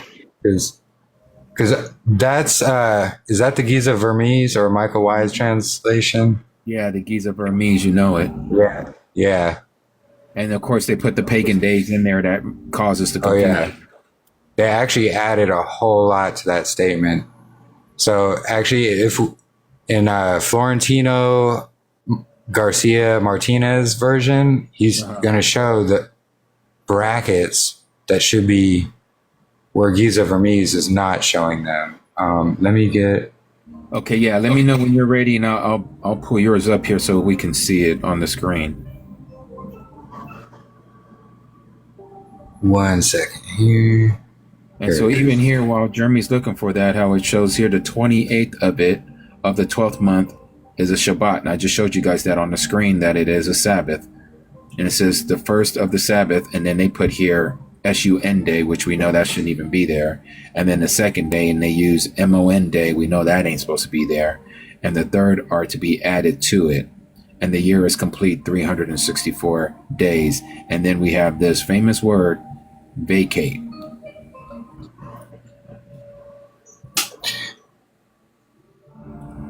Yeah, exactly. So I don't know if you can see my screen. Yep, I'm about to expand it. Okay. All right, there we go. So this is going to be actually what's in the original text there. So the lines 1 and 2 we see there. So this is going to be from Garcia. It's Florentino Garcia Martinez, but his version of the Dead Sea Scrolls. So we're going to see this is 394, basically verses 1 and 2 right here, and 3. I'll just highlight them there for you. But we see, a Sabbath in it. Then after that Sabbath, it says blank is added, which those 3 dots mean a word is missing. Right. So we can see that word, without a doubt, should be after the Sabbath, a day is added, and then the year is complete in 360 blank days. But we know that's 364 days. And then just like in your copy there, is that the remainder of the line is blank, which basically means vacate. Right. So we can see where Giza Vermes added a lot into the original text. And it's because they make these insertions to try to make it make sense to how they see things. And that, like you said, they add like Wednesday and Saturday, things like that, when that didn't even exist at the time. Exactly. And do you have the document 324 as well? Yeah, I do actually. Here, I got it pulled up already. So, here we go. So this is going to be 4Q222, and I have a link for this on my article as well. So if you message me, I can send you the article, and the link for this to download the PDF will be there as well. But what we're looking at is column 5 specifically here. And down here, verses 9 and 10. So we're going to see, this is talking about the 12th month, which speaks about right here. So on the 21st in it is the Sabbath. Then on the 28th in it is the Sabbath. Then we see on vacate here, which means, like we said before, a lot of missing text. Mm-hmm. Then it continues on. Weekday 2 and it falls. And then column 6, the 30th day of the month. And then weekday 3 is additional. So this is that seasonal intercalated day, one of the 4 seasonal intercalated days that we're seeing in Enoch and Jubilees. Exactly. So what I wanted everyone to pay special attention to is vacate right here. So as we saw from 394, this is literally what's going to be missing from vacate right there, because we see that 28 is the Sabbath, that last Sabbath of the year, then after it is added. Mm-hmm. So this is going to give us our, like Jubilees chapter 6 verse 30 says, our 52 weeks of 7 days exactly, which is going to 364 day count. Then we have the 0 day, the day at a time, divider day. I know there's a lot of names for it, but that's where we're going to get this in our, from Tekufa to Tekufa, we experience that 365 days, no matter what. That's because of this 0 day, divider day, what have you. Mm-hmm. And that's what we're Shabbat. Yeah, that's after that last Sabbath of the year. Actually, I have the calendar up. Let me see if I can show you. So yeah, so I did my own PDF of the calendar as well, but we see the 12th month, and then the 28th, that last Sabbath of the year, and then we get that yearly divider day after the last Sabbath is added. And then we get our reset weekly count. So that's where we get days 1, 2, 3, and then 4. Boom, the Tekufa equinox, marking day 4, when the sun, moon, and stars were created. And so for those of you who don't know what the word, I was just going to say, for those of you who don't know what the word Tekufa means, it means the turning. So it's the turning of the year, or the turning of a season. So correct. That's what he's saying when Jeremy is using the word Tekufa. Yeah, correct. Actually, let me show you that real quick. I have it here in my article. So where is it?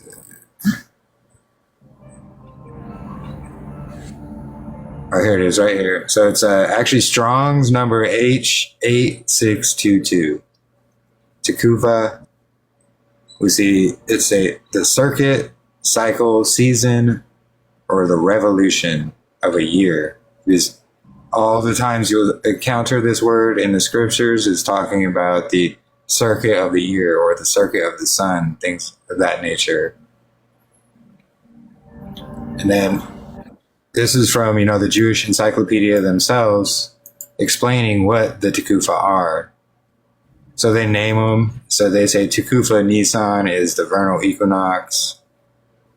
Then they got Tekufa Tammuz. As you can see, the Babylonian names. I don't refer to them. Yeah, I don't refer to them with the Babylonian names. I just call them Tekufas. because that's what they are. And that's what we see in the Dead Sea Scrolls as well. So let me show you actually what I'm talking about. So it will say Tekufa here all over for every one of those 4 intercalated days. It's going to tell us Tekufa. So here we go, column 1. So the beginning of the first month on weekday 4, Tekufa. And then when we come down, this is going to show some of the fragments of what we got here in the PDF as well. It's kind of cool. And then we see, where is it? So 3rd month. So then we say again here, weekday 3 is additional, which is going to be a seasonal intercalated day, one of the 4. Then beginning of the 4th month, weekday 4, Tekufa. And that's what we're going to see. So the Tekufas are going to be the solstices and the equinoxes. And as they have it recorded here in the Dead Sea Scrolls themselves. Exactly. That's beautiful. Marissa, were you able to find those documents that you wanted to send over to? Actually, I sent them over to Jeremy. Yeah, I have to get them from Facebook Messenger to Telegram here really quickly. Let me do that. Okay. And then I could show them on screen here. Apologies. No worries. Nope. We're doing this on the fly, which is beautiful.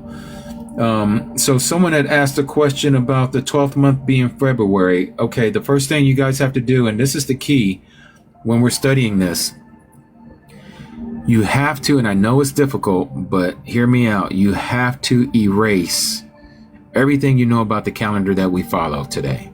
That is not what you base everything that we're talking about. You can't use it. That would be like trying to mix English and using Chinese. Okay, they're just not the same. You can't equate the two.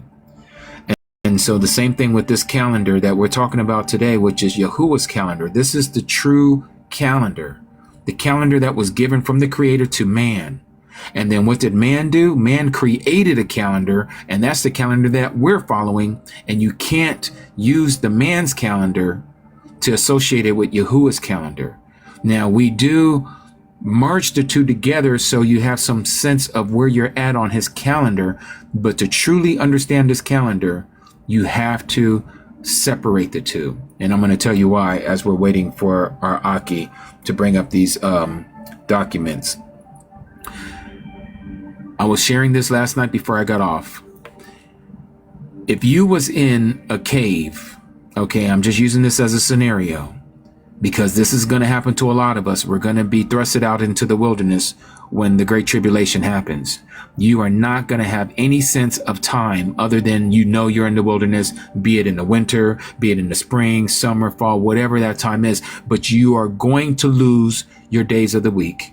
You're going to lose your month because you're not going to know where you're at because you're no longer, do you have a phone in your hand or you have an actual Gregorian calendar, the Catholic calendar that we've been following since birth in your hand or in your possession? So how do you go about knowing where you're at on Yahuwah's calendar?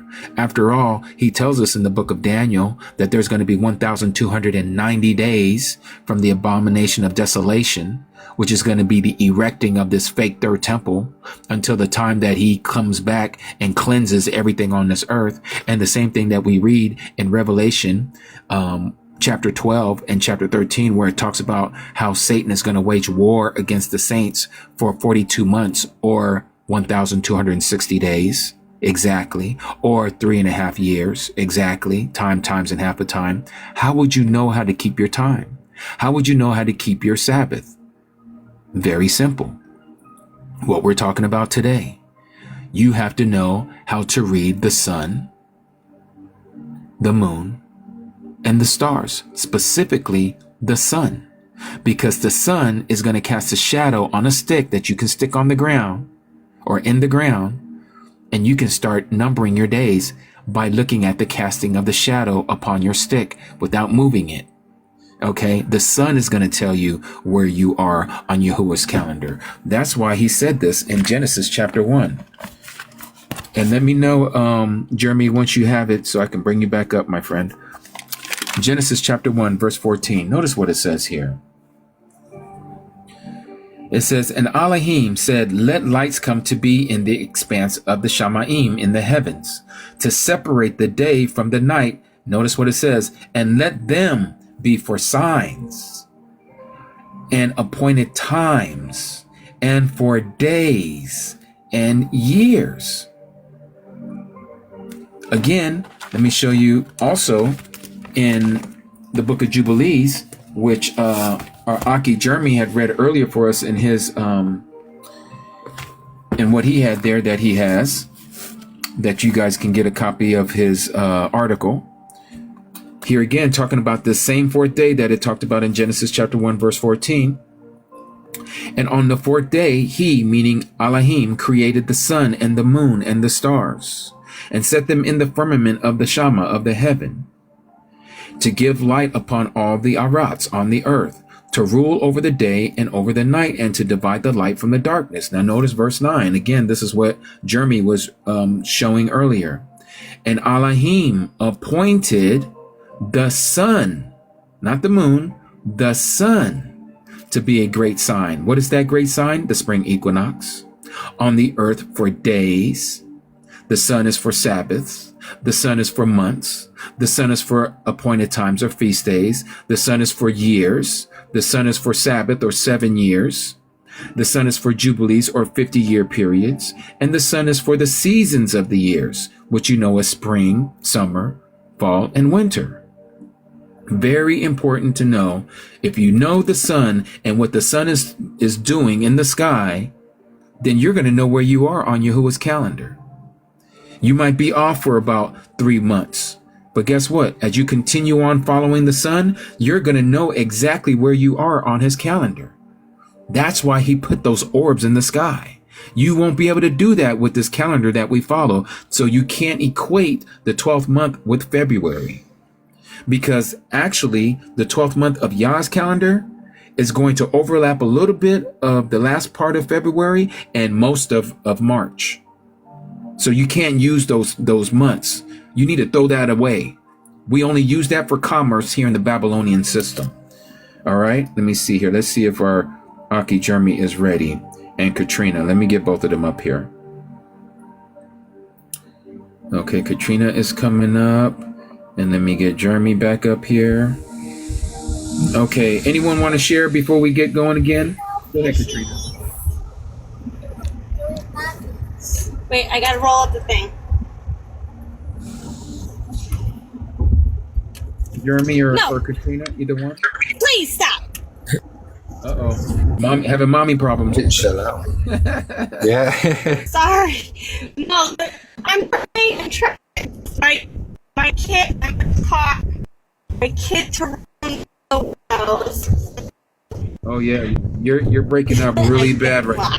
You wouldn't get it up, and you wouldn't be able to hear me if that was the case. Okay. Okay. No, go ahead. no, I think no, that's great, and no, what you said, everything you said was really good, and I really like the analogy that you gave when it comes to when you're stranded on a deserted island. This calendar would be the only calendar that would work, as long as you know it, right? But every day you'll be seeing that analemma in the sky, and you would know that the equinox is coming, because it would be the center point of that analemma symbol, that number 8. Exactly. And so you would know you would get your years that way. And that's the beautiful thing about what Yahuwah has done with these orbs in the sky, so that they would be for signs and for times and seasons and for days and years. And we don't get that from the calendar that we use. It's not pegged to anything. It is just man-made, which was given to us by Shaitan. Yeah. Okay, Jeremy, what you got for us? So I'm gonna have Marissa present this. So this is what Marissa had found in the stars. Go ahead whenever you're ready, Sister Marissa. All right. Can you guys hear me? Yes, we can. Can you guys hear me? Yeah, I can hear you. Okay. All right. Very good. So, this first screenshot, it's from my Star app. Obviously, you want to verify things yourself in person by observing the stars in the sky. So the 12 constellations along the ecliptic give us our months. And so on the vernal equinox, we have March 20th up right here. So you would spend the day observing that straight line shadow, and then the sun would set, and an hour after sunset, it would be completely dark by then. Well, when we look in the west, this is the natzareth that is showing at that time of the month. So this is our sign for the months. Okay, now the stars are very gradual. It is not a pinpoint on the day sort of thing, because would you see Aries there in the west the day before? Yeah, you would. But you would know, like, say you were like in the wilderness and stranded and you had no idea, this would be our sign for the month. So you would be able to look up at the sky an hour after sunset and see which constellation is in the west, and you would know what month you're in, and Aries being the first month. Okay, and Aries is the ram. Yes, sir. Okay. Yep. So I guess some of us are going to have to get acquainted. And and that's the crazy thing is that we see like the Magi's, right? We read about these Magi's that came from the east to Jerusalem, Cody, Marissa, and they were astrologers. I mean, they studied the stars. And we've lost that understanding, right? Yeah. And they looked at these, and we even see evidence of that in the Dead Sea Scrolls, that they were very acquainted with the natzareth. It's kind of crazy, but have you guys noticed that the Catholic Church has two huge observatory centers, and one of them is in Arizona, right outside of Tucson, and it's called Lucifer, out of all things. Yeah, it's called Lucifer. I've seen that telescope. It's on the top of Mount Graham. It's about 3 hours from me. Me and my son actually. That's right. Mm-hmm. Yeah, we we were driving by it and we kind of stopped. We saw it because it's this big white square, and we just blew our shofars at it and said a prayer against it. But yeah, I know exactly what you're talking about. So it makes you wonder, what do they know that they're not teaching their own subjects, that they're over there, they spend all this money, I mean, on top of this mountain, nonetheless, to bring all that material up there to build this observatory, and you're not telling your subjects anything about what you guys are looking at up there, or why you even have this observatory on top of the mountain? Yeah, exactly. And it's all secretive, and, they basically have it closed off to the public, and you need like special permission to get in, to take a tour, things like that. But yeah, what are they hiding? Exactly. Because here it is that Yahuwah is telling us what to observe, and Christendom, be it Protestant or Catholicism, neither one of them teach anything about the calendar. They are all running off of the mother church calendar called the Gregorian calendar. And so commerce is using that same calendar today from January to December, and the days of the week. It's all Catholic. Yep. That's why I call them, the beast of Revelation. They're the ones that change the times, the laws. We use their calendar, which is them changing the times. They have their own 10 commandments, and they say the law is abolished, it's done away with. Things like that, Exactly. But yeah, it's just everything is Roman today that we see. Even the governments all across the earth stemmed from Roman government. Yeah. the buildings, all of these things.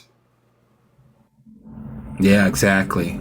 I didn't want to cut off Marissa. Marissa, what else did you wanted to share? There's some other things I'm sure you had sent over to Jeremy.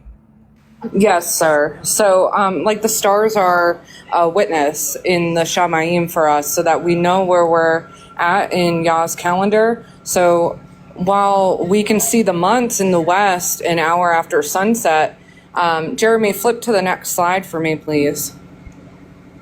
So in the east, here we are on the vernal equinox. I literally just panned the screen over to look at what do we see in the east. And so we see the Virgin with, popping her head up over the horizon an hour after sunset in the east.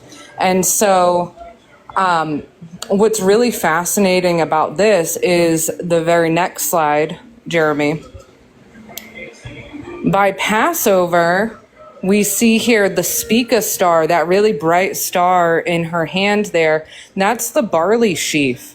And now the Spica star is over the horizon an hour after sunset in the east as our sign for the barley being Aviv by the spring feast. And this is during Pesach, right? Yes, sir. Yep, that's on Pesach. Wow. That's interesting. Now I'm going to start looking at that every year. Isn't that really cool? It is. It really is, because as he says, he has given us a witness in the stars. Yep. And it's like almost to the day exactly. It's like the star is right on the line on April 1st, and then it's above the horizon line on April 2nd. So you would not have this sign like that, like the timing to be as perfect as that as you would looking at it at this time of year. So the sun and the stars are on like the same annular cycle. Yes, So, that's exactly what we read in Jubilees chapter 6. It says that, doesn't it? yeah, and Enoch, the sun and the stars bring in all the years exactly. Yep, exactly. It says the same in Enoch. Exactly. That Yes. is such a Baruch. So I do have one more slide. I just, Jeremy, go ahead and bring that up. Yeah, so let's, just kind of pan out so that we can get the grasp with this, and then we'll go to all four corners here. So I put this visual together so to help provide clarity for the wheel within the wheel that we're witnessing with Yah's calendar. And so I have this most outer wheel. It kind of looks a little whitish. So go ahead and, Jeremy, zoom in to that top left corner so that they can see where those dotted lines are going for 316. Good. Yep, perfect. So what's interesting is if you look at that outer wheel, those little sections, those are all weeks. Okay, so then at the end, it's so cool. I just love this picture. So at the end of the 52nd week, we see our divider day there is on 3/16. Gotcha. Yeah, so cool. All right, so then go to the left a little bit, Jeremy. So I wanted to add these two verses in here. Jubilees 1:24 says, "And the angel of the face who went before the tents of Yasharel took the tablets of the division of years from the time of creation, the law and the testimony for the weeks and the jubilees, each year according to all its number, and the jubilees according to years from the day of the new creation when heaven and earth were created new." So that is so incredible because Jubilees is witnessing to us that weekly cycle that begins with creation week. Right. So Jeremy, could you pan down to the bottom right corner to the menorah picture? This picture is so interesting, and Brother Sean put this together. His testimony is really incredible, where Yah gave him the calendar before he'd ever known or read Enoch or Jubilees or the Dead Sea Scrolls. And so this is the picture that he drew based off what Yah gave him. And who is this that you're talking of? Sean. I don't know his last name Are though. you talking about Sean Halder? I think so, Jeremy. Is that? No, it's not Sean Hadler. It's it's a different. Yeah, it's a different one. Okay. All right. So. No, yes, go ahead. All right. So what was really interesting about this picture is that we see the 7 branches of the menorah here, and that straight line goes right up the center, 4th branch.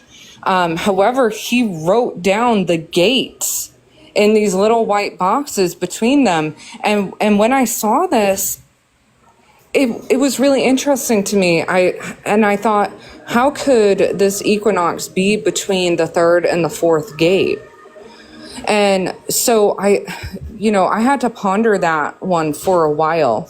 But with the divider day, the only way that these two things can coexist, where the straight line is between the 3rd and the 4th gate, and is also day 4 of creation week, and matches up as the Tekufa on day 4 in the Dead Sea Scrolls, is if the divider day is placed on 3/16.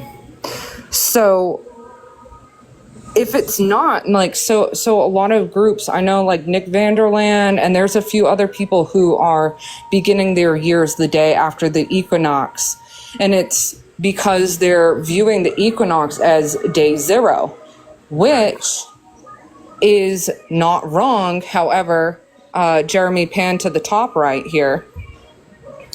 It's not wrong because in Enoch 72:5, he speaks of the equinox day, the chariot on which he ascends, the wind drives, and the sun goes down from the heaven and returns through the north in order to reach the east.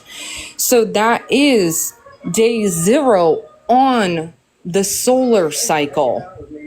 But these are 2 cycles that are overlaid each other. And so if there's a divider in the weekly cycle, there's a divider in the solar cycle, because both of these cycles did not start at the same time. Mm-hmm. However, the decision is, well, where do we place this divider day in the reckoning of the calendar? The Dead Sea Scrolls, as Jeremy brought up, shows Vacat is added. After the last Sabbath, Vacat is added. But the only way for those 2 concepts to coexist is when you place the divider dependent on the creation week cycle to put the equinox on day 4. And so I guess I propose the question to anybody watching this who is doing that and going by the solar cycle alone. Are you honoring the luminary? Are you honoring the creation by going by the cycle of this luminary? Or are you going to honor the creator and recognize creation week and everything he did in those 7 days? Exactly. And I can tell you, from one who was following what Nick Vanderlane was doing, I was doing that for a year and a half until I was on Davidson's live, and Ed, who coincidentally, him and Davidson kind of tag team together when they're doing the whole calendar study on their live. He's the one that we got the concept about the calendar beads, Ed. Well, I told them, because they were letting me know, my Shabbat was off. My Sabbath day was off by 1 day, because I was looking at the, hold on 1 second here. Let me expand mine back out here so I can show you guys. Because I was doing it exactly what you were saying, Cody, Marissa. So what I was doing, for those of you guys, so this isn't confusing. So here is the spring equinox. Okay. Now, what I was doing before was I was not counting this as day 1. This was the void day. This was the day that I didn't count. And so this became my first day, and then the second day, and the third day, and then your 4th day. So what happened was that it pushed everything off by one. And so let's say like right now we're keeping Shabbat tomorrow, which is on the pagan day known as Sunday. Mine would have been on Monday because I was off. I was starting the count late because I was using the 365 and a quarter day as the beginning of the year. And that was the no count day or the divider day. And so this became the first day of the 364 day count. And so that literally just doing that, and this is how precise the calendar is, just by doing that, being off by one day, you do exactly what it says in the book of Jubilees, chapter 6, that you will make an unclean day a clean day, and a clean day an unclean day. So you make an abominable day, and you're trying to say that it's a righteous day, but it's not, because you're not on the right day. And so my Sabbath was off. I put the Sabbath on an unclean day. It wasn't a set apart day. And so this is why it is so crucial to be on his time, to be able to number our days. Because if not, you're not equating everything to his calendar count.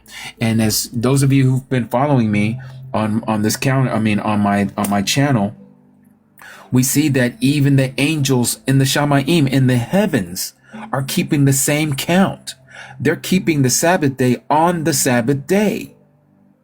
And so we need to be lining up with the Shamayim. We need to be lining up with the heavens. So just like the Messiah says, let kingdom come on earth as it is in heaven. We can't have the kingdom down here, the reign down here, if we're not keeping his calendar days from up in the heavenlies.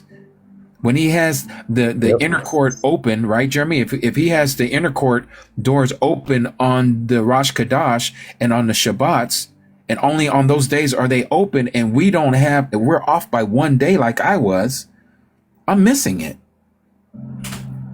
I'm totally missing it. And to begin the year on day 5 of the week is directly against the Dead Sea Scrolls. You'd have to throw that out. Exactly. Yep, exactly. Yep, totally right. So Yes. this like that picture that we had up, that is the only way to truly reconcile all of these things together. Like the menorah with the equinox being the 4th branch, with it being in between gates 3 and 4, it's the straight line day with the Dead Sea Scrolls starting their year on the Tekufa. All of these sources that we have now line up with that understanding only. Exactly. 100%. I couldn't agree more. Yes.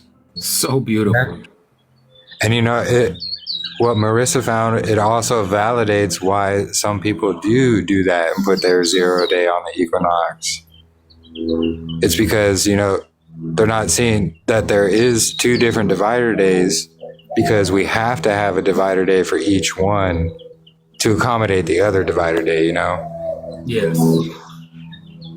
So that's where Genesis comes in, and the Dead Sea Scrolls, as well as after that last Sabbath, that day is added, and that void of time we see before the counting of days. So it basically shows why we have to come together and reason through scriptures, and we can figure this out.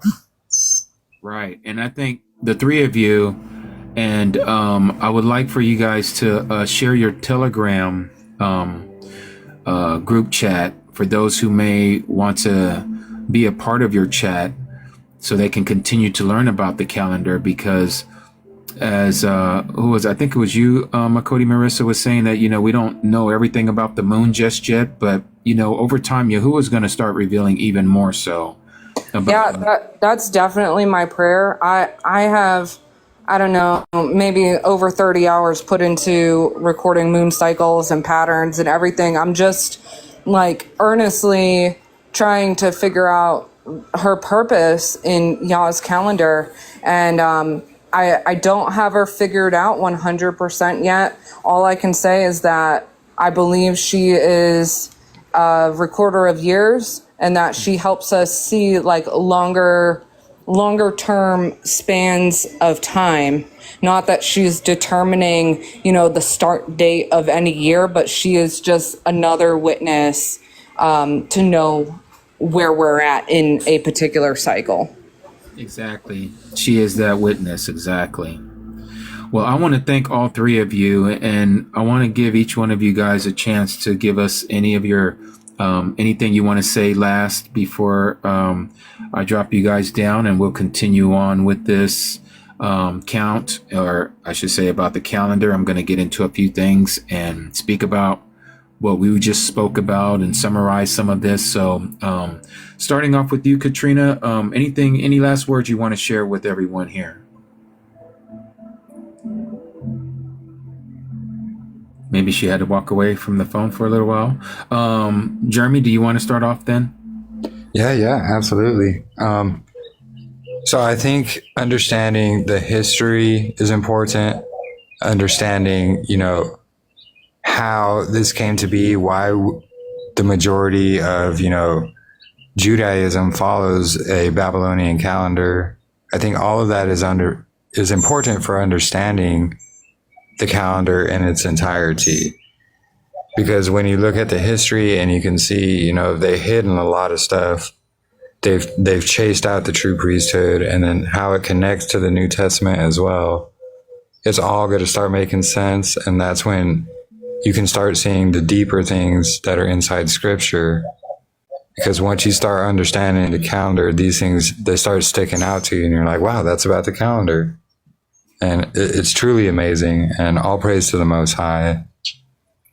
And yeah, if anybody's interested, feel free to send me a PM, and I can send you an invite link to our Telegram group, and also the link to the article I wrote as well, if you're interested. Yeah, that is a lot of great information. And I'm connected also to their Telegram group. And so I do see everything that they talk about. I might not always chime in, but I do look at them. And so just know that it doesn't go without saying, because I do look at and see what you guys are talking about. And I'm just in awe with what Yahuwah is doing through the Ruach, how he is sharing and showing us his truth. And it's just amazing. Yeah, absolutely. All praise to the Most High. And it's just, solid evidence coming together and reasoning together. We can figure things out when the rest of the world tells us, no, we can't. Through all things, or through Yahuwah, all things are possible, 100%. Hallelujah, Yahuwah. Exactly. Marissa, anything you want to share? Yeah, just first of all, I just want to thank Abba Yah for making this meeting possible, for bringing our groups together so that we could discuss his beautiful calendar and the Shamayim. And I just want to thank our hosts, ambassadors of Yah, for having us on. And then to everybody who's watching, I just want to encourage you in learning his calendar, his division of days, that it is found in Scripture, that it's up to kings and priests to search matters out. And I know that's what we all want to be in his kingdom. And also that, it's something that we can understand. And also just want to encourage you to come away from the traditions of men that we were all taught when we came into this walk in Torah, because it's our brother Judah who is still walking in Torah. And I mean, although they've has some errors, they've come away from his calendar. We've learned a lot of wrong things from them, but rest assured, we can find truth. Don't feel like you have to keep a Saturday Shabbat. Have courage. Have courage to come out of that and to follow Yah and trust in him. Have faith. Hallelujah, Yahuwah. Thank you for those words. Katrina, are you still connected with us? Yeah, just give me 1 second. Oh, no worries. I did have to go to a dinner with my family, so I had to. Oh, no problem. No problem. Just had to order really, really quick. Yeah, I just wanted you to add something here at the end before we call this meeting adjourned. Yeah, what do you want to share with us? I was curious. Is this being recorded? Yes, it is. Awesome. Okay, cool. Because there's a couple parts I even missed out on, and I want to kind of go back. No, What do you think? What's your thoughts on that divider day? I was curious as to know where you were. Well, so we have it on our calendar, our PDF calendar, since you've shared it Cool. with me. And if you recall, you and I, along with Jeremy, we were on a call together on the phone, Yep. and we were talking about it. Yeah. So, yeah, I mean, I see it. It's clear as day to me, and it makes total sense that we Were can't. you able to talk to anybody about it, like Ed or No, I don't anybody? really converse with them. Oh, okay. But I do I was share just it with curious. those that are here on my channel. I do share it with them.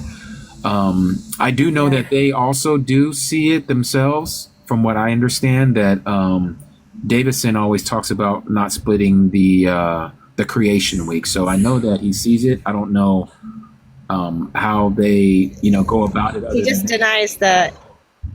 Yeah, he just denies the equinox. Oh yeah. The equal day, equal night aspect, being that it's a day at a time in Jerusalem and we're not there, and that kind of that deal. But I think it's beautiful because it really establishes our creation week. It's held firm, and the cycle, like Jeremy described it, like it's like a brick upon brick of layers, and it's just firmly, rooted in the sky. And we don't have to rely on the moon, and that's really what I love about it, because I always kind of felt a little weird about, sighting moons and stuff like that. So we just, sight the sun, and we do that, around the Tekufas and stuff like that. And I'm going to be interested in how that plays out, because they are a little off of the year. So apparently, like, they're not going to come in on time. Yeah. So, but it's just, I guess, to set apart the equinox day. That's kind of, I was talking to an elderly woman who, she's 78, and she actually got the calendar when she was 23. Oh wow. So she's actually just come to the knowledge of the equal day, equal night, holding creation week, and she is absolutely floored.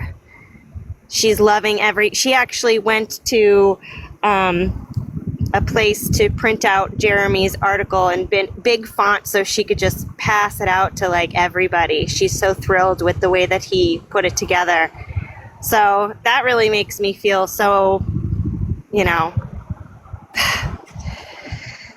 just, it makes me feel so, what am I trying to say? Like on point, like that we're, we are following that cloud, and we're getting, a little bit of pushback, but a lot of confirmation, way too much confirmation other than there are pushback. So for me, it's pretty solid, and I just love that you had us here. Thank you so much. Praise Yah for gathering today and shining light on this very important aspect of keeping Yah's commands. The calendar is how we are to follow the commands. It's foundational. And a lot of people say, well, it's not, salvational. And I kind of disagree with that, because it's just, if you meet up with a doctor, if you have an appointment with your doctor and you don't show up, you miss that appointment, Right.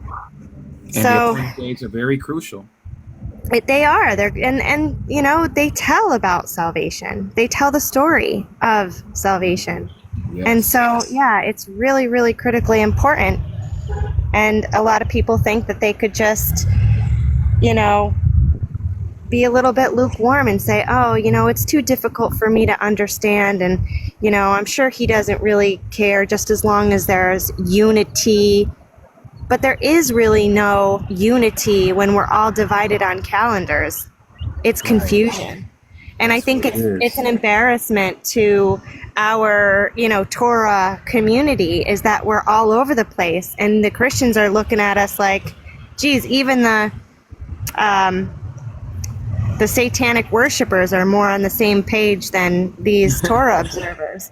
So Yeah. it's just really important that we really humble ourselves to the Ruach and understand and get on the same page and put our pride aside and actually have a conversation. Hey, me and Jeremy are, and Marissa and so many others in our Telegram group, we are very open to talk with anybody, anytime. We have dedicated our lives to, the truth. And and we want to be able to test and prove all things out. And that's really something that a lot of people fail on. And we got to get past that. Humble ourselves, ask, seek, knock, and the door will be opened. That parable is so unbelievable to understand. He's not going to just not give us the understanding. We have to humble ourselves to get it. Well, you know how the word says, Cody, that if we seek him with all of our strength, right? With all of our mind, our heart, our strength, our being, then he shall be found and he will open the door to our understanding. 100%. And not a lot of people, I don't think, believe that.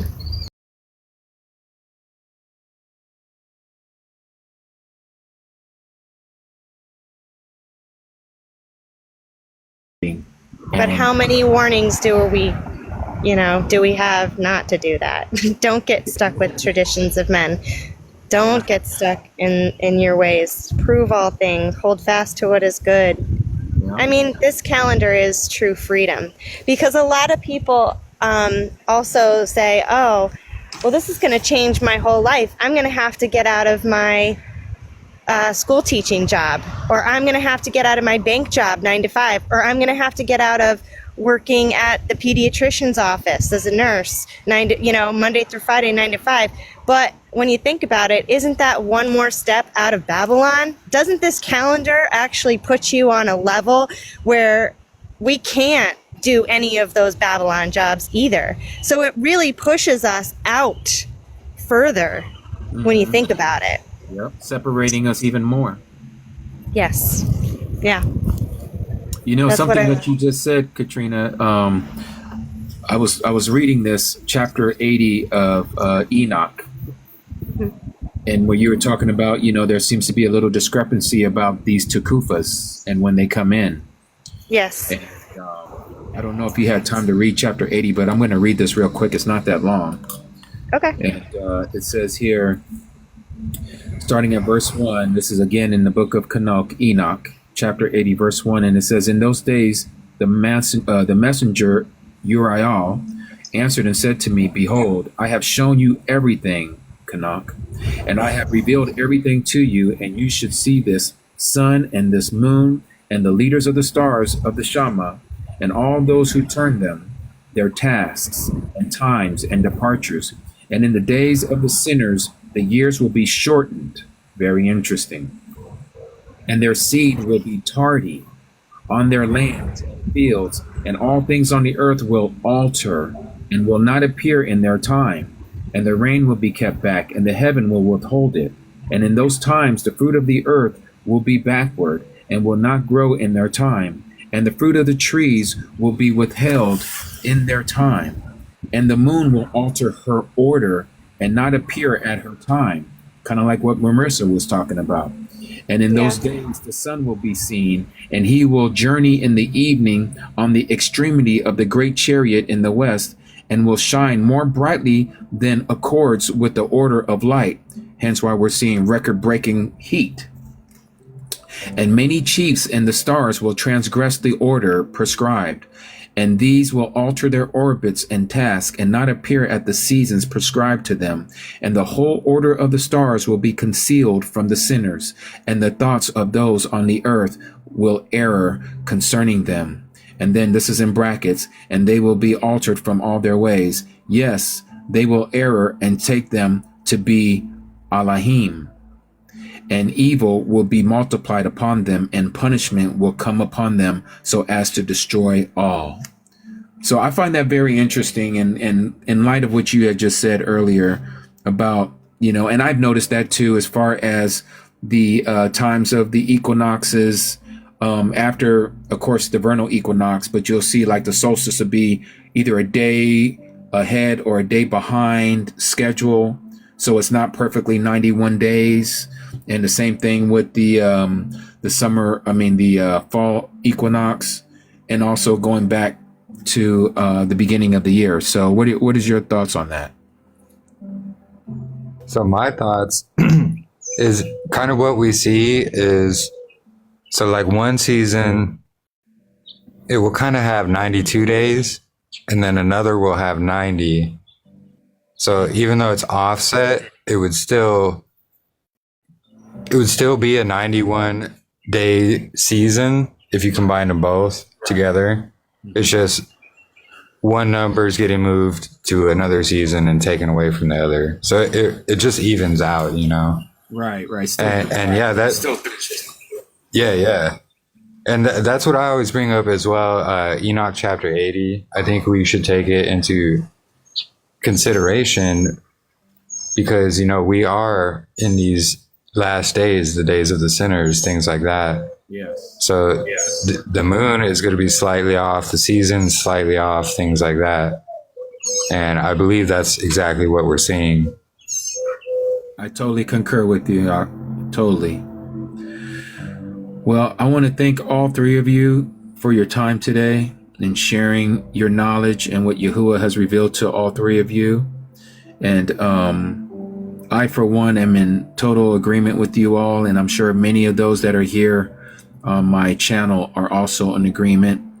And again, for those of you who want to connect with any one of three of these individuals, our mishpachah, our family, please do so. Follow them and connect with them. Get your questions answered if you don't know, and that way you can do your own studies. Yes. Please email us because we also have a calendar PDF too, like a printed out calendar ourselves, which lines up. Jeremy did it to the Dead Sea Scroll fragments, and it's really cool. So if you want that, please send me your email address, and I'll ship that right over. Mm-hmm. You might as well send me one while I'm talking to you. Got it. Yes. And so I will have that right next to mine. So we will be using both of them. Yeah, we actually have a PDF of both of them as well on our Telegram group. The same one you have there as well, Ak. Yes, that's beautiful. Beautiful. And Marissa, anything? Yeah, go ahead. I was just saying, praise Yah. Yes, indeed. Well, again, I want to thank all of you as I drop you guys down. And we're going to have to do this again real soon. This was beautiful. All right. Thank you. Enjoy your Shabbat tomorrow. Thank you. Thank you, all of you too. Sorry about that, Aki, Jeremy. I didn't mean to cut you off early. I was just starting to drop you guys. All righty. You guys have a good rest of your day.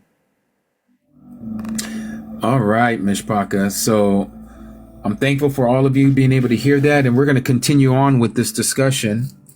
I'm going to start taking you guys through some scriptures that we were just talking about, not only speaking of it, but now I'm going to show you proof about it and to talk about these things, because again, it's one thing to talk about it. It's another thing to show you what it says in the scriptures, how important it is to know this calendar. Okay, first of all, before we get into the Apocrypha, let me go back. Let's go to the Torah, the first 5 books of Scripture.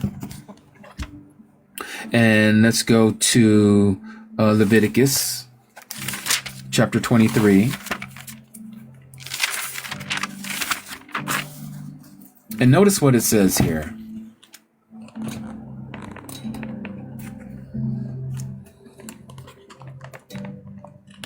Yes, so Mira, that's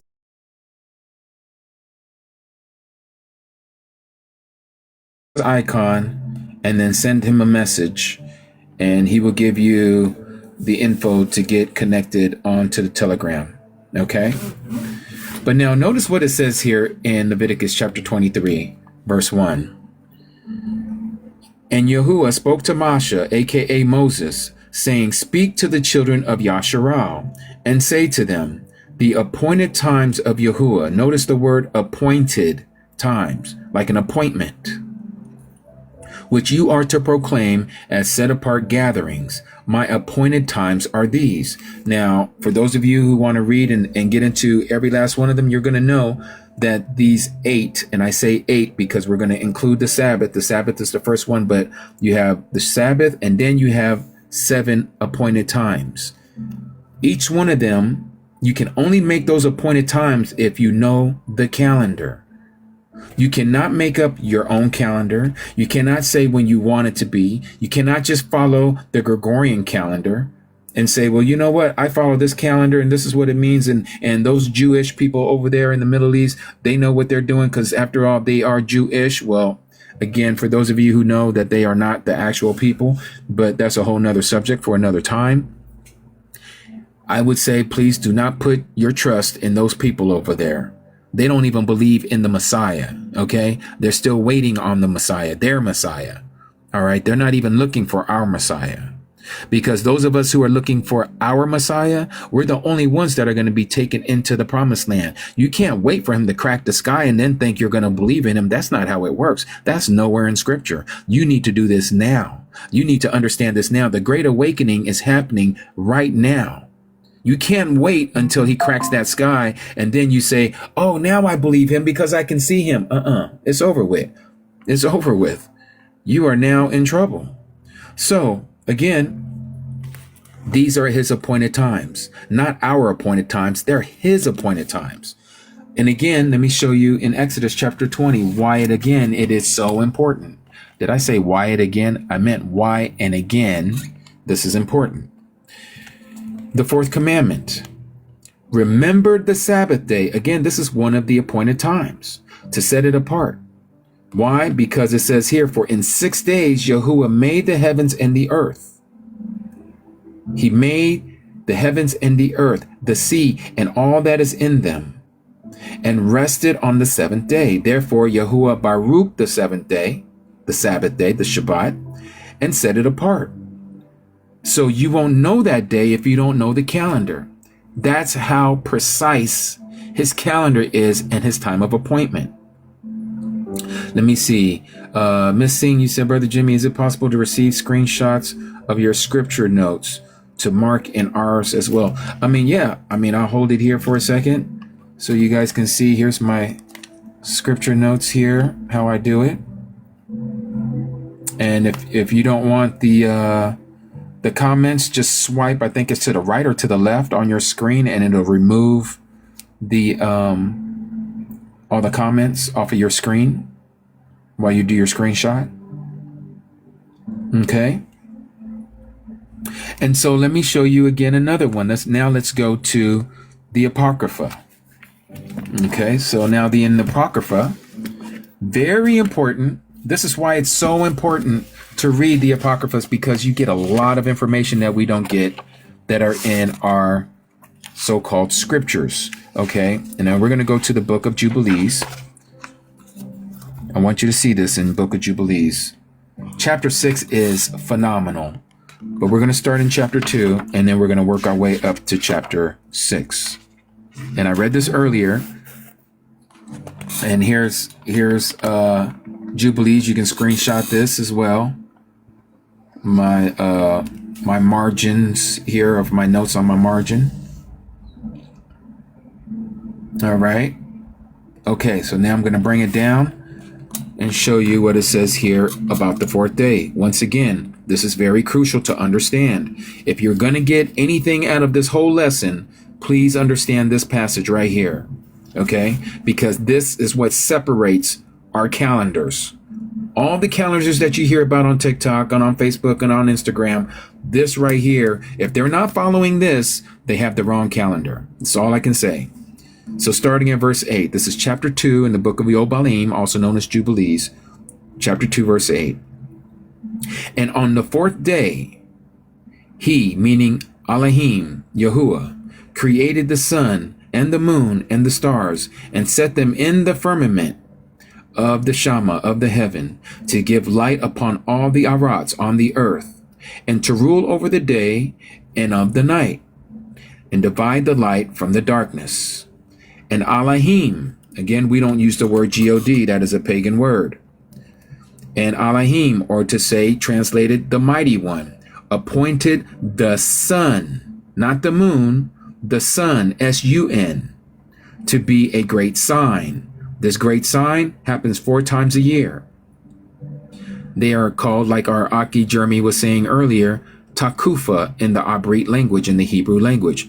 Takufa means the turning. It's a turning point into another, either another season or into another year.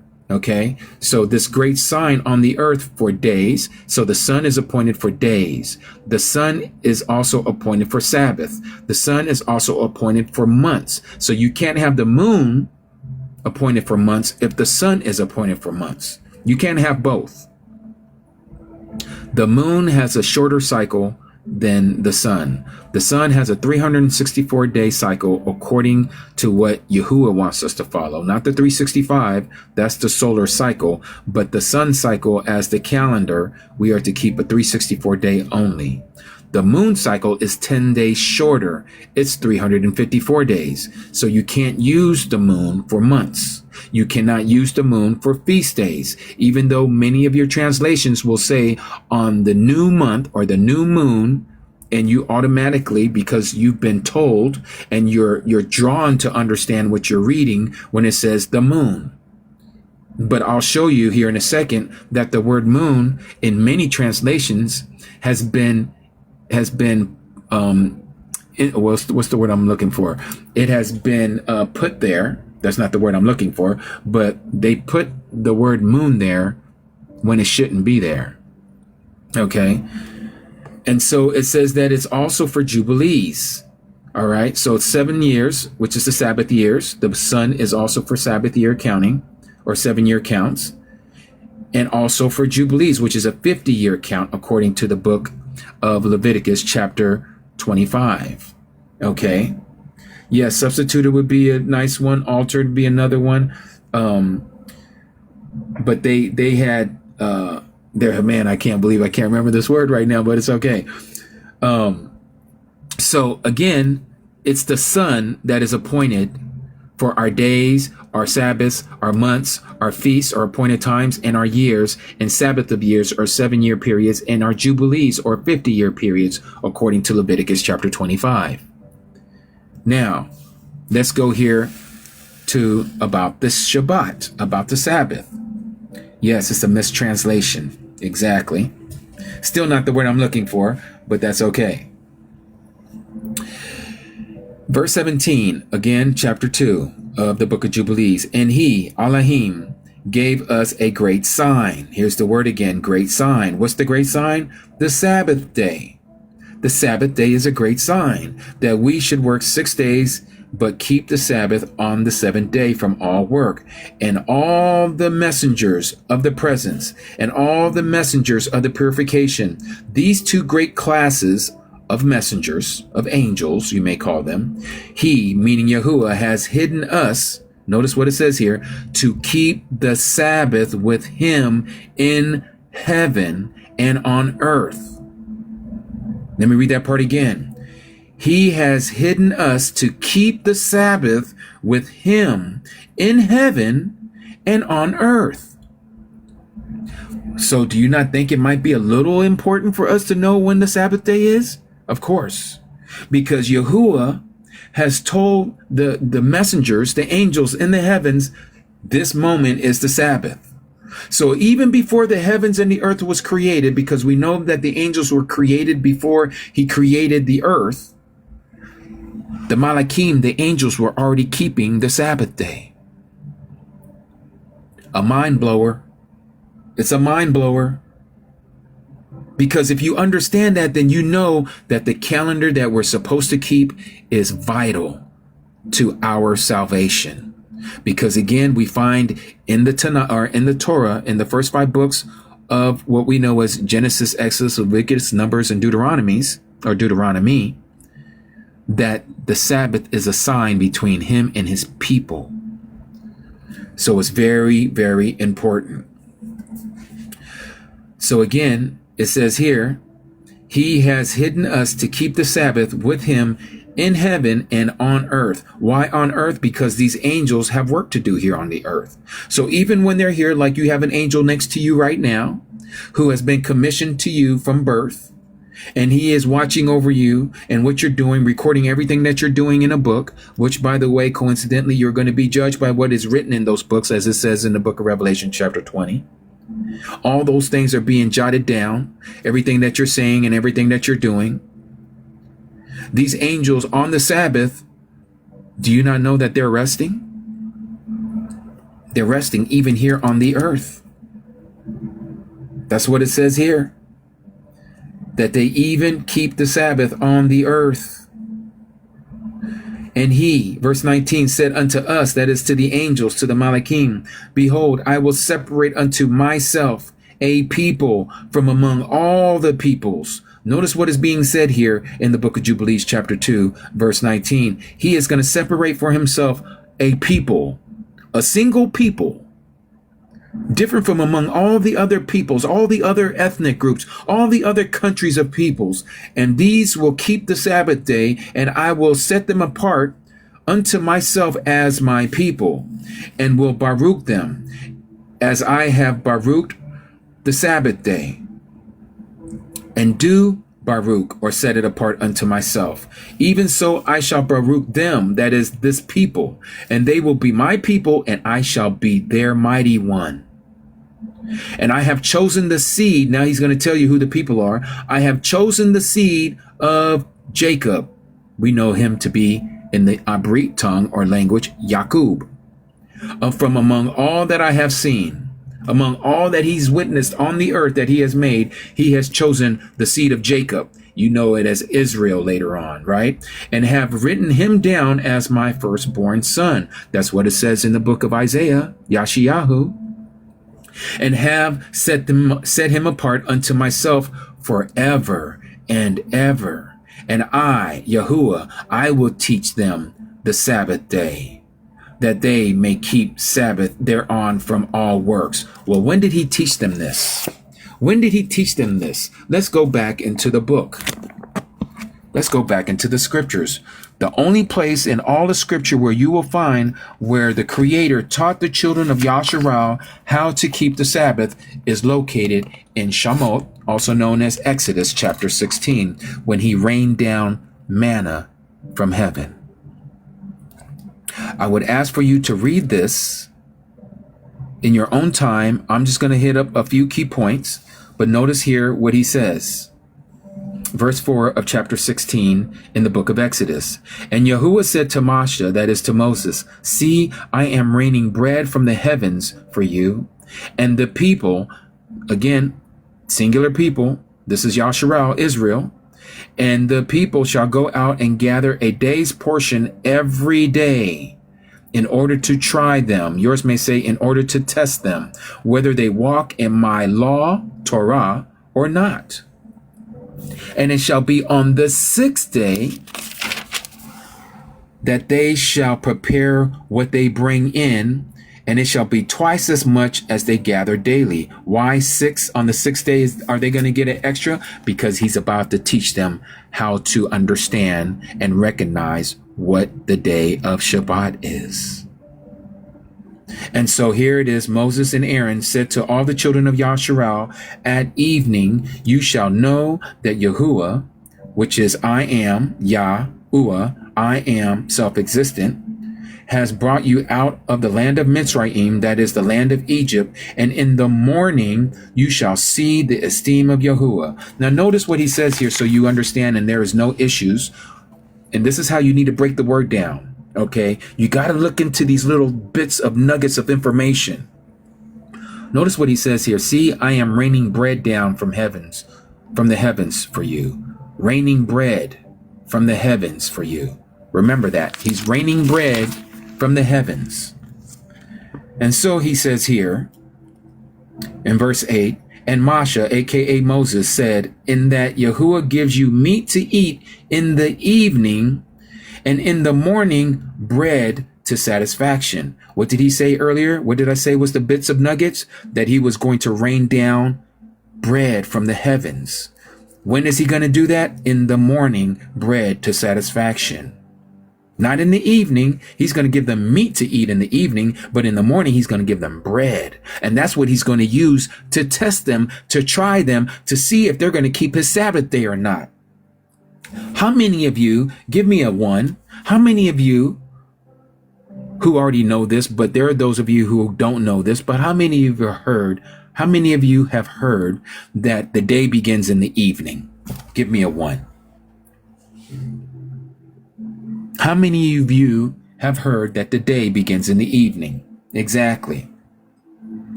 Well, what I'm about to read to you, you're going to find out that it doesn't begin in the evening. This, once again, is the tradition of the elders. This is the tradition of those who are of our ancestors. This is the traditions of men, and it is the lie of Satan. Satan has taught us that the day begins in the evening. Yahuwah didn't. The Creator didn't. The Creator is about to teach the children of Israel what I just showed you in the book of Jubilees just a minute ago, that he was going to take one people and he was going to teach them how to keep the Sabbath. And this is where you find it, Exodus chapter 16. And he told them that he was going to rain bread down every day to test them. And he tells them here, and it's going to be in the morning that he was going to rain this bread down to satisfaction.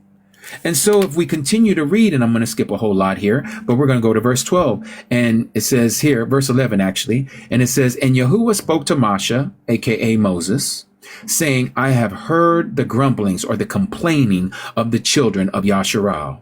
Speak to them, saying, between the evening or at evening you are to eat meat, and in the morning you are to be satisfied with bread. Notice evening and morning. Evening, he's going to give them meat, and morning, he's going to give them bread. And you shall know that I am Yahuwah. I am the self-existent, your mighty one. So it says in verse 13, and it came to be that quail is a type of a fowl, a bird, that came up at evening and covered the camp. And in the morning, the dew lay all around the camp. And the layer of dew went up, and see, on the surface of the wilderness was a small round substance as fine as frost on the ground. It looked like snow. But here in verse 31, they called this thing, they named it manna. Okay?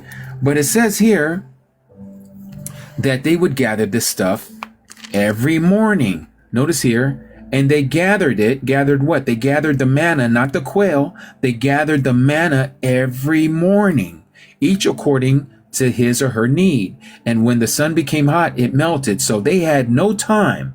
Soon as they woke up, they came up out of their tent and they started picking this stuff up. And it says in verse 22, and it came to be on the 6th day that they gathered twice as much bread, not twice as much quail, because the day doesn't start in the evening. It starts in the morning when the sun comes up, when the sun rises. It's the same time that you get out of bed, or you should be getting out of bed if you're not a nocturnal creature. And the two, they would gather twice as much bread, 2 omers for each one. And all the rulers of the congregation came and told Moshe. And he said to them, this is what Yahuwah has said. Tomorrow is a rest, a Shabbat set apart to you, unto Yahuwah. So what was the 6th day? The 6th day was a sign. They would see twice as much manna all across the ground.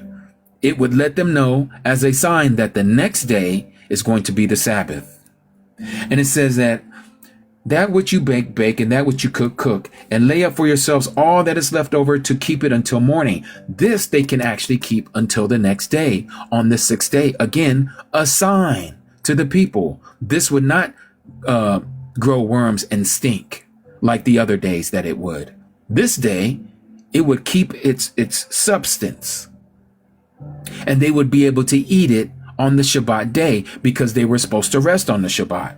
And so it says, and they laid it up till morning as Moshe commanded, and it did not stink, no worm was in it. And so Moshe said, eat it today. So today, now is the next day. He's letting them know, for today is the Shabbat to Yahuwah. Today you do not find it in the field. Gather it 6 days, but on the 7th day, which is the Sabbath, there is none. There is none. So now notice what happens in verse 27. And it came to be that some of the people, the hard-headed ones, went out on the seventh day to gather, but they found none. And Yahuwah said to Moshe, how long shall you refuse to guard my commands? Or your translation may say, how long will you refuse to keep my commandments and my laws? Here it's my Torah. See, because Yahuwah has given you the Shabbat, which is the day of rest, therefore he has given you bread for 2 days on the sixth day. Let each one stay in his place, and do not let anyone go out of his place on the seventh day. So this is where you will find where Yahuwah said that he was going to teach his people in the book of Jubilees, chapter 2. And let's go back there and read this. Jubilees, chapter 2, verse 20.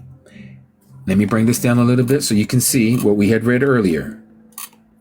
And I have chosen the seed of Jacob, from among all that I have seen, and have written him down as my firstborn son, and have set him apart unto myself forever and ever, and I will teach them the Shabbat day. What we just read in Exodus chapter 16, that they may keep the Shabbat thereon from all work.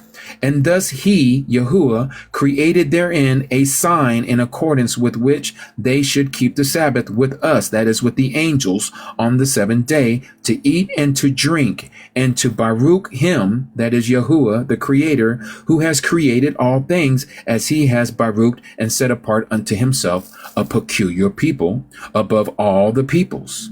And that they should keep the Sabbath together with us, with the angels in the heavens. Just like what we read here earlier. And he gave us a great sign, the Sabbath day, that we should work 6 days, but keep the Sabbath on the seventh day from all work.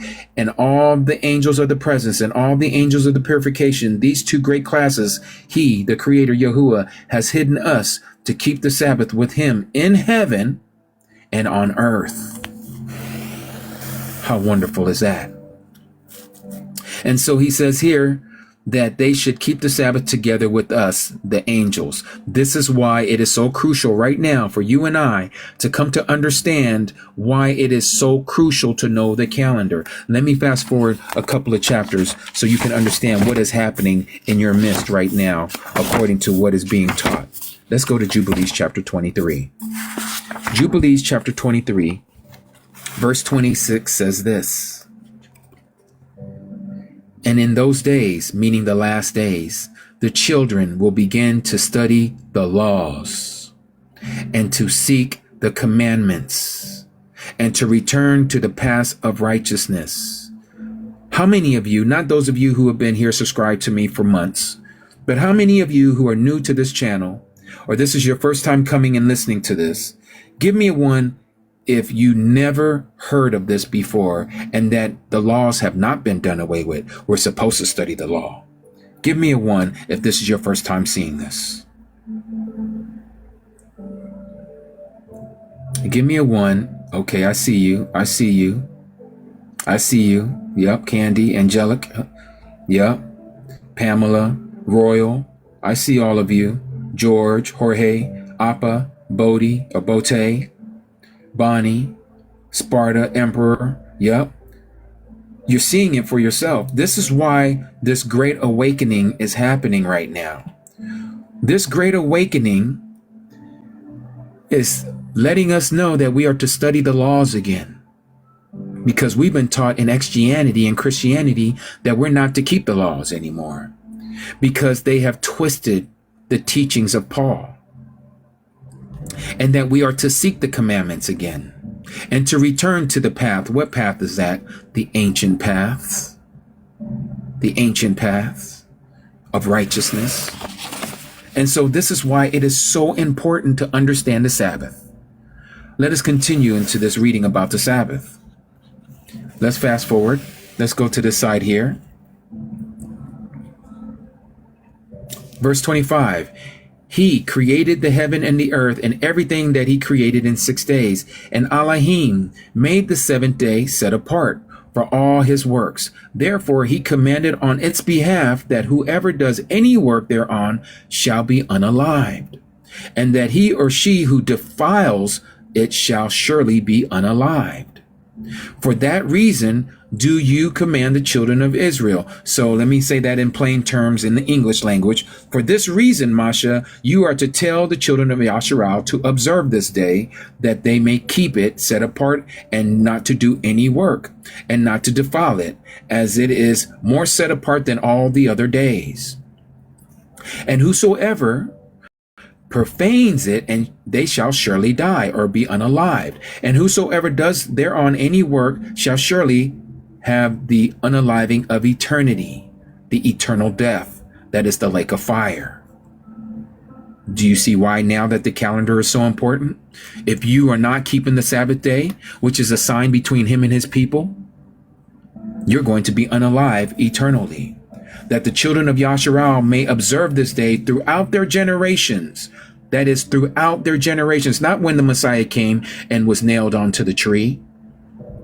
That's not when it stopped. No, it keeps going. He says he's the same yesterday, today, and forever. His laws does not change. It says that his laws are forever. It says that his laws are perfect and just. It says that his laws are righteous. His laws are true. Read the book of Psalms 119. You'll see what it says there, what King David said about the law, how he loves the law, how he hides the law. He places the law in his heart so that he may not sin against the Creator. Verse 28, and everyone who observes it and keeps the Sabbath, that is not only for the Jews, that is not only for the children of Yasharal, that is also for the Gentiles who wishes to keep the Sabbath thereon from all his work, will be set apart and baruch throughout all the days like unto us. Who was the us? The angels. What are all the days? That's eternity. That is to be immortal. That is to have no corruption, to be incorruptible. That is to be immortals, like unto the angels. Declare and say to the children of Yasharal the law of this day, both that they should keep the Sabbath thereon, and that they should not forsake it in the error of their hearts, and that it is not lawful to do any work thereon which is unseemly, to do thereon their own pleasure, that they should not prepare thereon anything to eat or to drink, and that it is not lawful to draw water or bring in or to take out therein anything through their gates of any burden that is in and out of your house, which they did not prepare the day before on the sixth day in their dwellings, in their homes. And they shall not bring in or take out from house to house on that day. For that day is more set apart and baruch than any jubilee day of the jubilees. On this we, the angels, kept Sabbath in the heavens, because it ain't no man.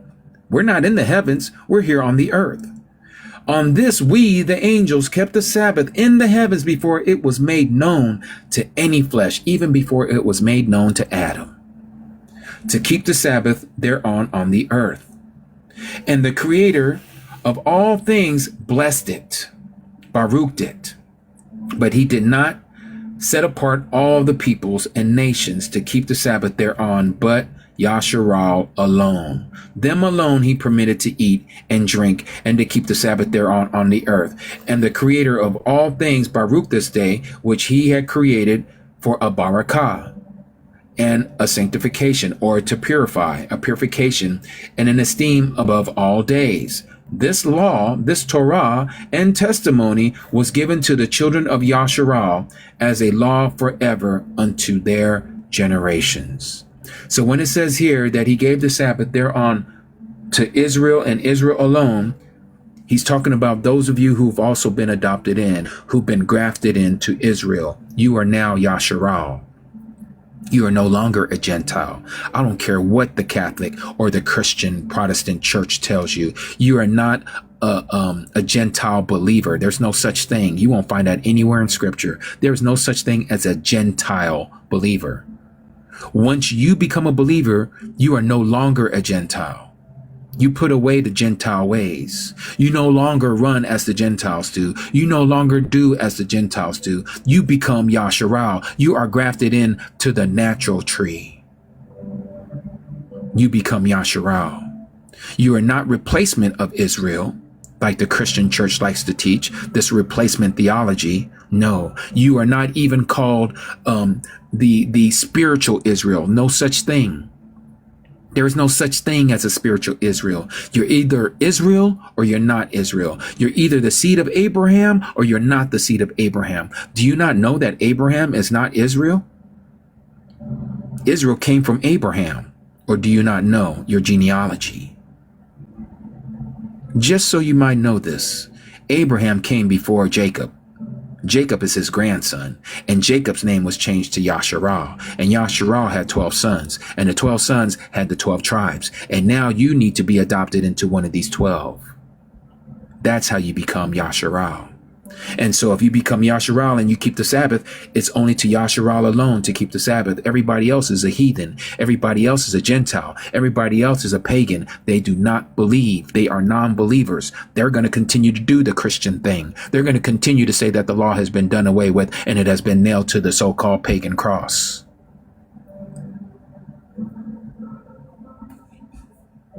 We, the people of the book, those that are DNA Yasharal and those who are grafted in Yasharal, we are to keep the Sabbath. Very important. Let's go to chapter 6 of the book of Jubilees. Chapter 6 of the book of Jubilees, Yobalim. It says this. Verse 17. For this reason, it is ordained and written on the heavenly tablets that they should celebrate the Feast of Weeks in this month once a year to the renewed of the agreement every year. And this whole festival was celebrated in heaven from the day of creation until the days of Noah, 26 jubilees and 5 weeks of years. Let me stop there. They were celebrating what you know as Pentecost. That's the Greek terminology. In the English terminology, or I should say in the Abrit, the Hebrew terminology, it is called Shabuot, which is the Feast of Weeks. These angels were keeping it up in the heavens before it was given to man. That is amazing. And you're going to wonder why the calendar has been taken from us. Satan doesn't want us to be obedient to Yahuwah's ways and his laws. He wants us to be disobedient just like himself. He wants us to be a rebel just like himself. But those of you who love Yahuwah and his ways and his laws, you're going to cling to this. The rest of you who are hard-hearted and who want to be and continue to profess Christianity, you go ahead and go about your business, because you're going to find out on the day when you have to stand before him on Judgment Day that you had your opportunity and you did not count your birthright as something to hold on to. And so you let your birthright go because you were also part of the firstborn. You should have been part of the firstborn of the first resurrection, but you let it go because you want to be just like the heathens, just like the Greco-Romans with their Greco-Roman religion called Christianity, and you want to follow it because you have a new pope now. And if you're a Protestant, you say, well, we don't follow the Pope. That's okay. You're following everything that the Pope has dictated all throughout the centuries since the inclusion of what they call the Holy Roman Empire. You believe in the Catholic understanding and the Catholic tradition. You follow the Catholic calendar. You do the Mother's Day, which is tomorrow. That's a Catholic institution. They instituted that. And it always falls on a Sunday. I wonder why. Just like the Father's Day, it's going to fall on a Sunday. I wonder why. Just like the 4th of July. Who gave you the 4th of July? The Catholic Church. You think it's American. Who gave America America? The Catholic Church. All the holidays that you follow that play on words called holy days, holiday, it all has been given to you by the mother harlot called the Catholic Church, the RCC, Roman Catholic Church. You need to open up your eyes. This is why the Creator says in Revelation chapter 18, verse 4, Revelation chapter 18, verse 4, he says to come out of her. Who is her? The mother harlot, the church, who has many daughters, the Protestants. Come out of her, because you're still keeping Sunday worship. You're still doing all the holidays. You're still calling him by the pagan name Jesus Christ. You're still using the titles God and Lord that he says that he despises in the book of Jeremiah chapter 23. He says, do not call me Baal, but you keep calling him Baal, and Baal means Lord. Who is Baal? Baal-zebub, the king of the demons, also known as Lucifer, which is the Latin term or the name for Halal, which you know as Satan, the devil. He didn't want to keep this no more in the heavens, but these righteous angels, they kept keeping it. Let us continue. And it says here, and until the day of Noah's death, and from the day of Noah's death, his sons did away with it until the days of Abraham, and they ate blood. You see, even our ancestors, Noah's sons, they did away with eating or observing this day called the Feast of Weeks, also known as Shavuot. It's the third day. It happens on the third month of the 15th day of the third month, even to this very day. But you would only know that if you know the true calendar. Verse 19, but Abraham observed it, and Yitzhak and Yaqub and his children observed it up until your days, talking about Moses' day. Because this angel is talking to Moses as this is being written. And in your days, the children of Yasharal forgot it until you celebrated it anew on this mountain, that is Mount Sinai, when they went out into the wilderness after they left Egypt. And you are to command the children of Yasharal to observe this festival in all their generations for a commandment unto them. One day in a year, in this month, which is the third month, they shall celebrate this festival. For it is the Feast of Weeks, also known as Shavuot, and the Feast of First Fruits. This feast is a twofold and of a double nature. According to what is written and engraved concerning it, celebrate it.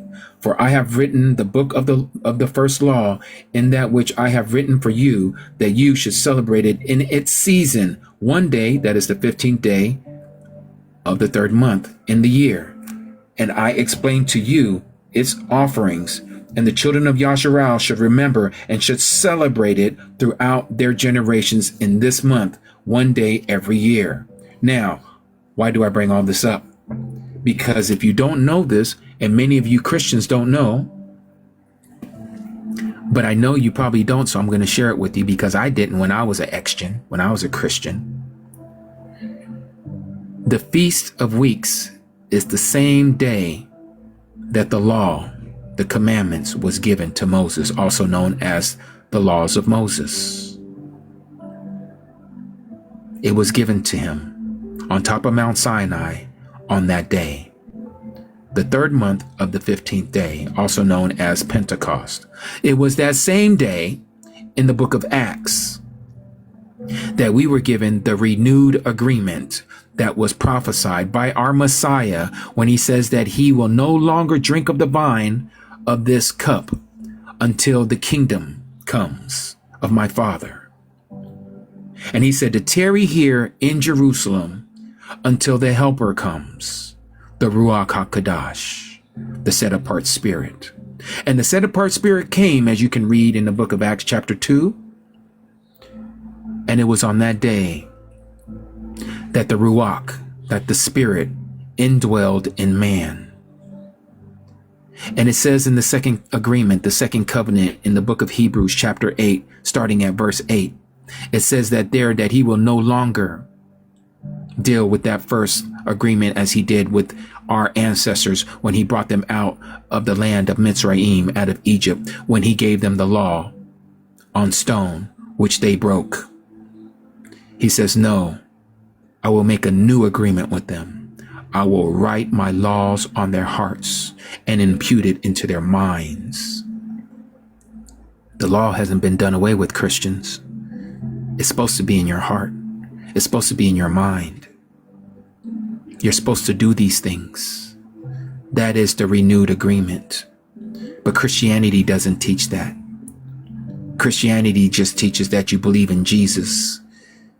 You confess him with your mouth and believe in your heart, and now you're saved. That is what they call the new agreement. But you're not going to find that as the new agreement anywhere. You will find in Romans chapter 10, verses 9 and 10, where it says that one confesses with the mouth and believes in the heart, and that person is saved. But the word saved there, even though it's a past tense word, you're still being saved. It is not a once for all saying a magical prayer and now you're saved. It doesn't work like that. It's nowhere in scripture. The Creator says that we are to endure to the end. We are to strive to enter into the narrow gate. What part of that do we not understand? We need to persevere, even if it means until unaliving, because of what we believe in. Because you best believe when that mark comes and they tell you to denounce the one that you profess with your mouth and believed in your heart and take this mark, you think you still saved? You take that mark, but yet you confess with your mouth and believe in your heart, you still think you're saved, and you take the mark? But wait a minute, we know the scripture doesn't lie, right? You're supposed to be saved if that's all it takes. But we see that's not what it all takes.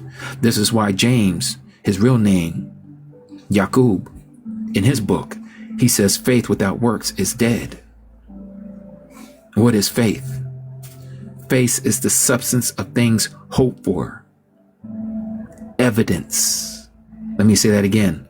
Evidence of things not seen. There's supposed to be evidence of your work that you say you believe with your mouth. There's supposed to be evidence of your work.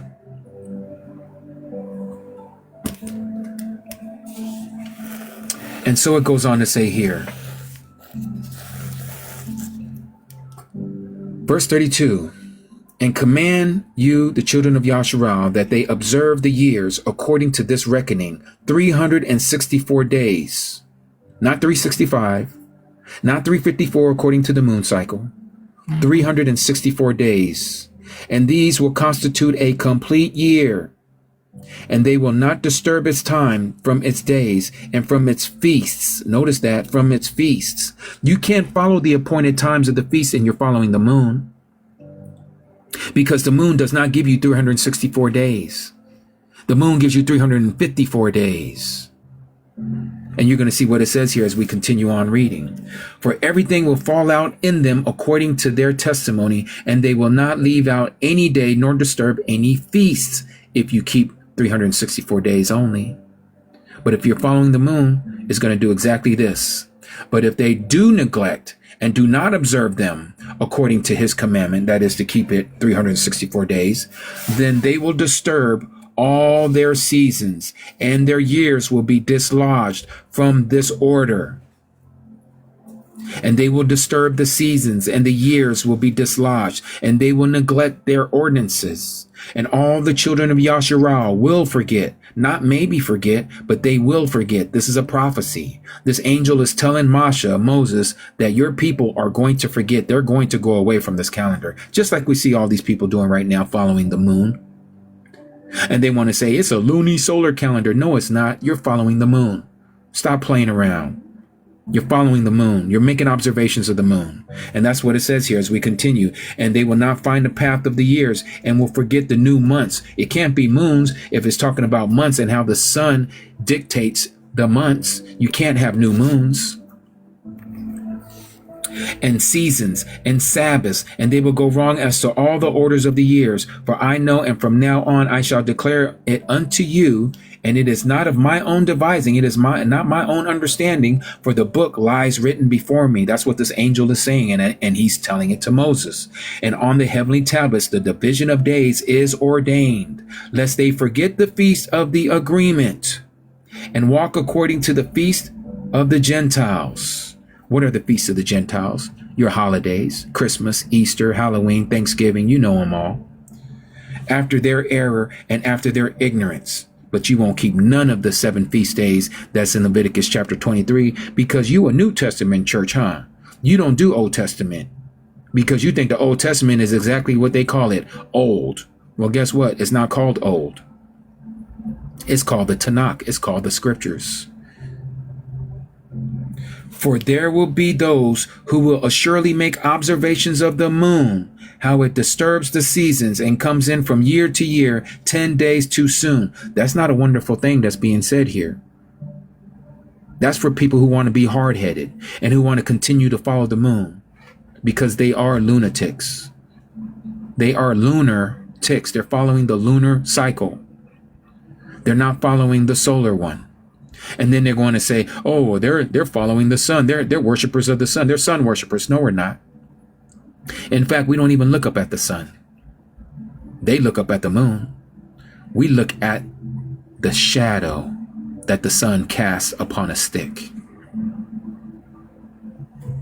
For this reason, the years will come upon them when they will disturb the order and make an abominable day a day of testimony, and an unclean day a feast day. And they will confound all the days, the set apart with the unclean, and the unclean day with the set apart. For they will go wrong as to months and Sabbaths and feasts and jubilees. Why? Because they're making observations of the moon. They're looking for that little sliver over in the western horizon, and they say, oh, it's the new moon. Blow the shofar. They got it from the Babylonians, but let them tell it. No, they've been doing this all this time. Look at the Jewish people right now. They're still keeping it according to this reckoning. They're still looking up at the moon. Show me that anywhere in the Old Testament, anywhere in the book of what we know as the Torah, the first 5 books. Just like our brother Jeremy was hinting at. He says, look, or he wasn't even hinting, he was saying it. Nowhere do I see Moses ever observe the moon and say, this is the new moon. Not one time. Nowhere. Not even when they were out in the wilderness in Exodus chapter 16, when I showed you where Yahuwah taught the children of Yasharal how to keep the Sabbath day. He didn't show them using the moon. He did not show them using the moon. He showed them using manna that came down 6 days a week. And on the 7th day, they rested. And then later, as you continue to read, you find out that the sun is connected to everything because of a book like this. The same Moses who wrote Genesis to Deuteronomy is the same one who wrote Jubilees, what we're reading out of right now. That's where we get this information from. And so it says here in verse 38, for this reason, for what reason? Because they're following the observations of the moon. I command and testify to you that you may testify to them, that is to the children of Yasharal. For after your death, Moses, the children of Yasharal will disturb them. Disturb what? Disturb the calendar, so that they will not make the year 364 days only. Why? Because they're going to follow the moon. They're going to do this mess right here. They're going to surely make observations of the moon like they're doing to this very day.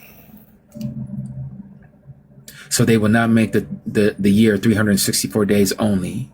And for this reason, they will go wrong as to the new months. You can't have the moon when it's telling you here that they're making observations of the moon. That just makes total sense. Why would the translator use the word moons here when it tells you not to use the moon right here? And now they're going to use the moon here. That just goes to show you how dumb translators are. So they will go wrong as to the new months, seasons, and Sabbaths and festivals. That's the appointed times. And they will eat all kinds of blood with all kinds of flesh. This is how crucial this information is. You cannot keep the 4th commandment if you're not even trying to understand and align yourself with the true calendar, Yah's calendar, the Enoch Zaduk calendar. It was given to Enoch, and it was also given to Masha, and Masha gave it to the children of Yasharal. And later on down the line, who we know as John the Baptist. Do you ever wonder why John was out in the wilderness and he was not at the temple? Did you know that he had the right to run the temple because his dad was the high priest?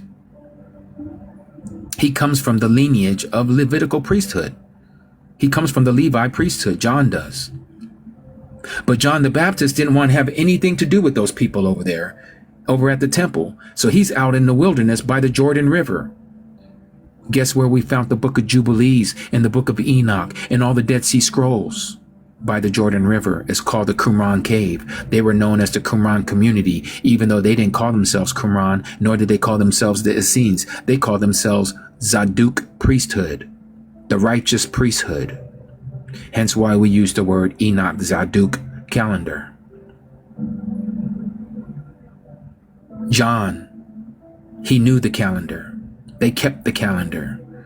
They knew the feast days. They knew the Shabbat.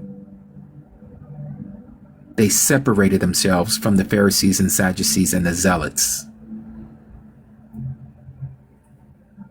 Just like we, the remnant, you're right. Just like us, we are right now in the wilderness. We're separating ourselves from those people who are calling themselves to be of some type of organized religion. He separated himself a people who are to learn the Shabbat, who are to learn the calendar, who are no longer to be tossed to and fro by every wind or sound of doctrine that comes their way. We are to be established in his word. We are to rightly divide this word of truth. Pamela, the Shabbat is tomorrow. For the next year, it is going to be every pagan day known as Sunday with these Extians, with these Christians. Doesn't make what they're doing on their Sundays right, because after all, they know what they worship and we know what we worship. We know the calendar we're following, and it has nothing to do with what they have termed Sunday. Has nothing to do with that. It just so happens that this year it follows on their so-called worship day. And so let us continue. Let's go to the book of Enoch. The book of Enoch is going to concur, is going to be a second witness to what we just read in Jubilees by another author, an author who came way before Moses. Enoch, the seventh man from Adam, the seventh generation down from Adam. The same Enoch that you know of, that you heard of, that never died. This Enoch was told about this calendar. He was the one who received this calendar first. I want you to see something here. I'm not going to read all of this verbatim. You can find this in chapter 72 in most of those that are called Enoch. Some book of Enoch's renditions are a little different. They give different numbers for chapters and stuff, but it is the astronomical chapter, okay? And here it talks about verse 2, and this is the first law of the luminaries. The luminary, the sun, has its rising in the eastern portals of the heaven, and its setting in the western portals of the heaven. Let me stop right there, because again, there are people who want to confuse you, who have nothing but the spirit of Satan in them, who want to tell you that your map is upside down and that the east is actually west and west is actually east. Don't listen to these fools. Don't listen to these fools. Just because someone makes a post and then you say, oh, I didn't know that was in the book of Enoch. It's not in the book of Enoch. They're lying to you. They're just making you so gullible because you are gullible. Stop being gullible.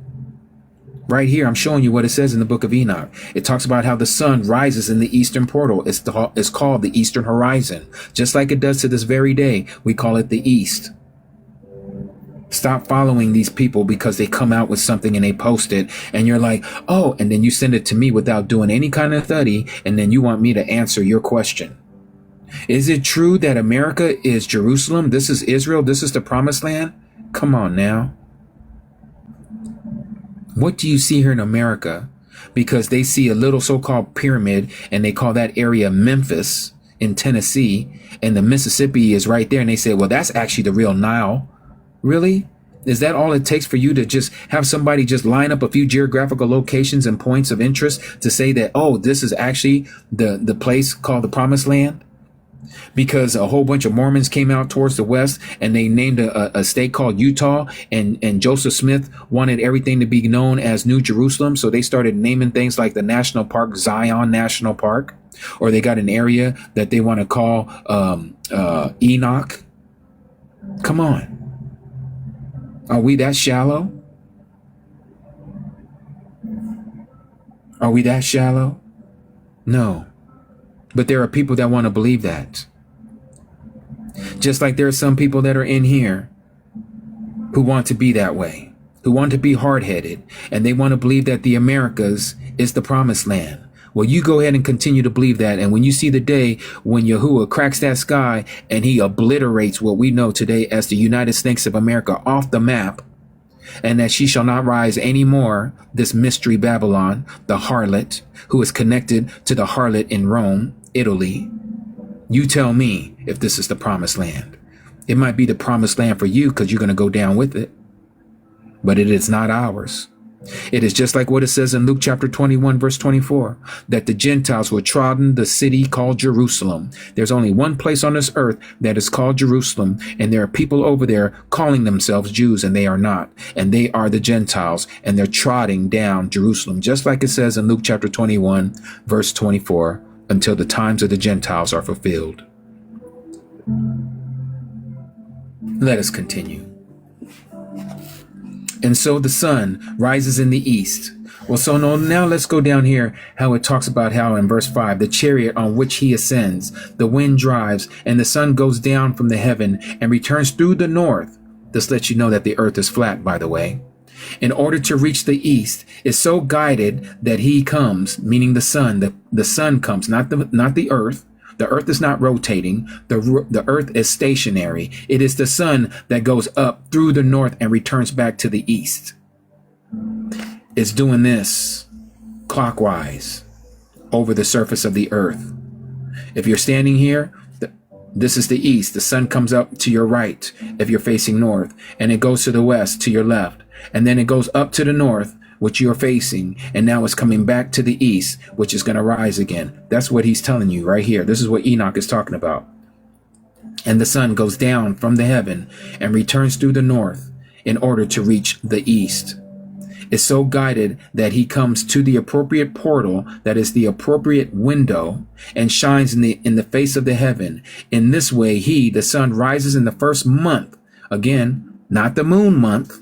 This is the sun's month, because it is the sun. It is the sun that is appointed for the months. In that great portal, which is the fourth. Notice the number 4. I brought this up before. Why is the Sabbath the fourth commandment?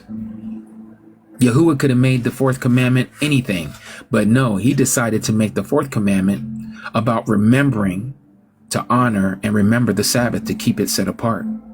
Why is the sun coming up out of the fourth portal at the first time of the year, also known as Rosh Hashanah, or the head of the year?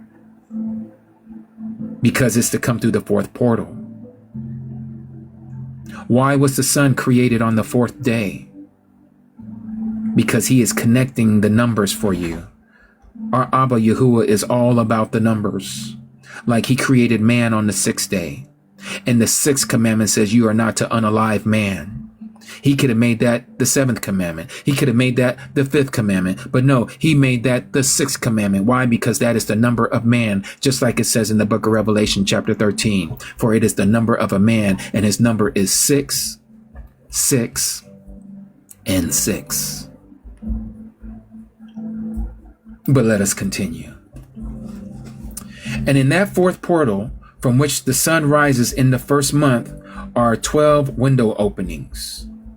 And if we go down here, it says, and when the sun rises in the heaven, he comes out through that fourth portal 30 mornings or 30 sunrises in succession without any breaks. 30 sunrises. There's your first 30. And then the next month, it says that the sun rises in the fourth portal and sets in the fourth to return to the fifth portal in the east. And 30 morning it rises. So now it rises 30 sunrises. Another 30. Now it's 60. 30 plus 30 is 60. And then it goes here in the 13th verse, and it returns to the east and enters into the sixth portal and rises and sets in the sixth portal 31 days or 31 sunrises on account of its sign. What's the sign? That sign there is what we know as the summer solstice. So if we add 30 plus 30 plus 31, that's 91 days. I'm not great at math, but even I know that. That's one season. That's called the spring. And the summer has just as many days, 30, 30, and 31. That brings us to the autumn equinox, the fall equinox. That's your summer months, 91 days. And then your fall months has 30, 30, and 31 days. That brings you to the winter solstice on account of its sign. And so now then the winter has 30, 30, and 31. And so it says, and on that day, the night decreases and amounts to 9 parts, and the day to 9 parts, and the night is equal to the day, and the year is exactly as the days, there 364 days.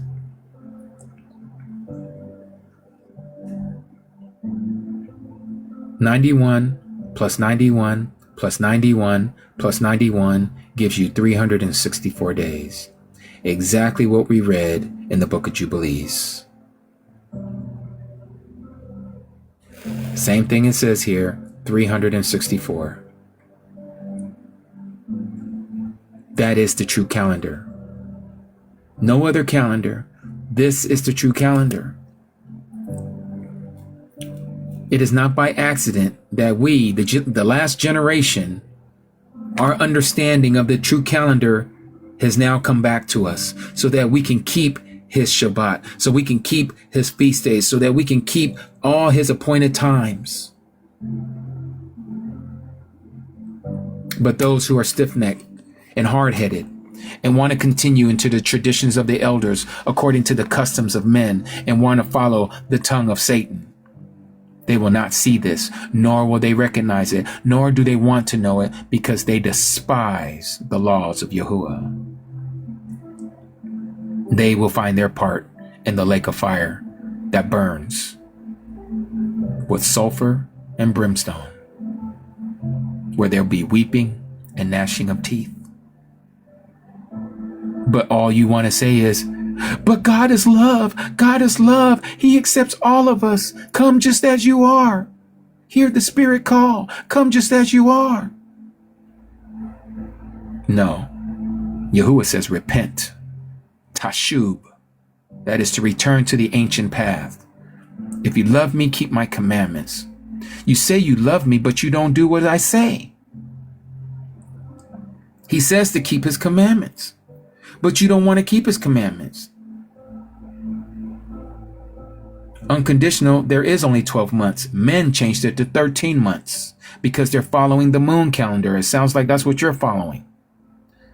Because the 13th month is because when you follow the moon, it's 10 days short. So in 3 years, you have 30 days that you have to account for. So you add an extra month called the 13th month. That is the Hillel 2 calendar. We don't follow that. That is a Babylonian calendar through and through. Yeah, you can keep following the turtles all you want, but nowhere in scripture does it talk about a turtle's back with its 13 patterns. That's why we have 13 months. There is no 28 days, my friend. That again, you're not listening to what we just read. In fact, I'm going to get ready to just go ahead and mute you because you're not listening. Can somebody mute this man? Because he ain't here to learn. He's here to argue his side. He ain't trying to hear it. I just showed you right here in the book of Enoch, where Enoch tells you there's 30 days in the first month, 30 days in the second month, 31 days in the third month. And then it repeats all over again, the pattern over and over for 4 seasons. And that gives you 364 days. But there's people like Unconditional who's going to be unconditional about what they believe in. And they're going to find themselves in the lake of fire because, again, they have a hard heart. They don't want to hear. They think they know. They don't have a teachable spirit. We are all to be taught by his Ruach, by his spirit, not what you believe, not your opinion. Opinions don't matter on that day of judgment. Your opinion is not going to save you. Being obedient will. Your obedience is what is accounted of you. You are to be obedient to the law.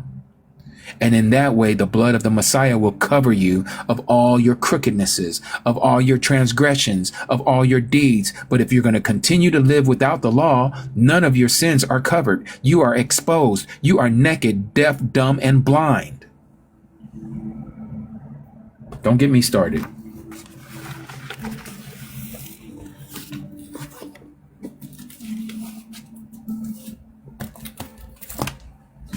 And so let me show you on my screen. Yep, we got another one. And Nia, you ain't trying to listen either. Instead of taking this before Yahuwah, you just want to believe 28 days because 7 times 4 is 28. Why don't you do 364 times 50? 364 divided by 52. Tell me what you get. 364 divided by 52. Tell me what you get, Anaya. Since you want to think what we're talking about is wrong. And then do the same thing with your so-called beautiful lunatic calendar called the moon lunisolar calendar. 354 days divided by 12. Tell me what you get. For the rest of you, let's go into this article about the Julian calendar. The Julian calendar is a solar calendar of 365 days, not 364. And every year, with an additional leap day every 4 years, without exception. Okay? The Julian calendar is still used as a religious calendar in parts of Eastern Orthodox Church and in parts of the Oriental Orthodoxy, as well as whatever people, also known as Berbers. But now here's the history. The Julian calendar was proposed in 46 BC, that is before the current era, by that time Julius Caesar. That's where it takes the name from. As a reform of the earlier Roman calendar, which was largely a lunisolar one, it took effect 1st of January, notice the date, January 1, 45 BC, by his edict, by his order. Caesar's calendar became the predominant calendar in the Roman Empire and subsequently most of the Western world. For more than 1600 years until 1582, when Pope Gregory, that is the Gregorian calendar, that's when the Gregorian calendar was initiated in 1582, promulgated and revised the calendar. The ancient Romans typically designated years by the names of the ruling councils, the Anno Domini, okay, also known as the year of the Dominion, I guess is what it means. System of numbering years was not devised until 525 and became widespread in Europe in the 8th century. The Julian calendar has 2 types of years. You have the normal year of 365 and a leap year, and of a 366 days. They follow a simple cycle of 3 normal years and 1 leap year, giving an average year of 365 and a quarter. This we know is to be what we know as the solar cycle. Okay? But let's go down here. Gregory's calendar reform. Okay, modified the Julian rule. Why did they have to change the Julian calendar? By eliminating occasional leap days to reduce the average length of the calendar from year of 365 to 365.24 days, thus almost eliminated the Julian calendar's drift against the solar year. The Gregorian calendar gains 0.1 day over 400 years. For any given event during the year from 1901 to 2099, the date according to most Catholic countries adopted, Julian calendar is 13 days behind its corresponding Gregorian date. For instance, Julian 1st of January falls under Gregorian January 14th. You see that? Most Catholic countries adopted the new calendar immediately. Protestant countries did so slowly in the course of following 2 centuries. So most Orthodox countries retained the Julian calendar for religious purposes, but adopted the Gregorian as their civil calendar in the early part of the 20th century. So again, the Julian calendar was 13 days behind, because what this isn't telling you is that the Julian calendar didn't have a 7-day weekly cycle. Theirs was, I believe, a 10-day cycle, a 10-day week. Let me see here.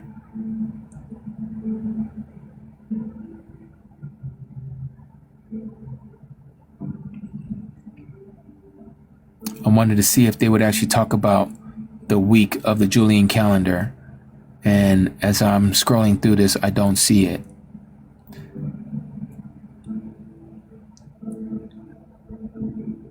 Yep, I don't see it here. And so here, just like some of these people who want to keep the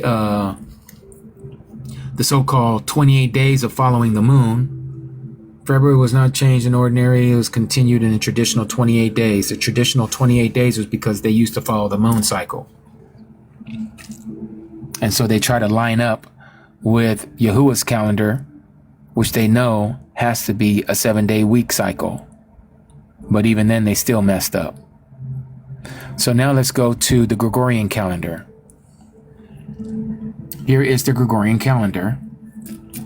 And it talks about how the Gregorian calendar is the calendar used by most of the world. Notice that. Used by most of the world. It went into effect October 1582 following the papal bull issued by Pope Gregory XIII, which introduced it as a modification of and replacement of the Julian calendar.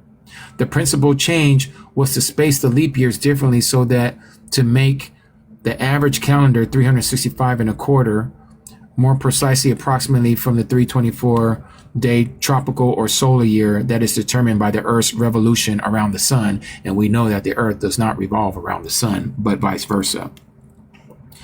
And so, let's see.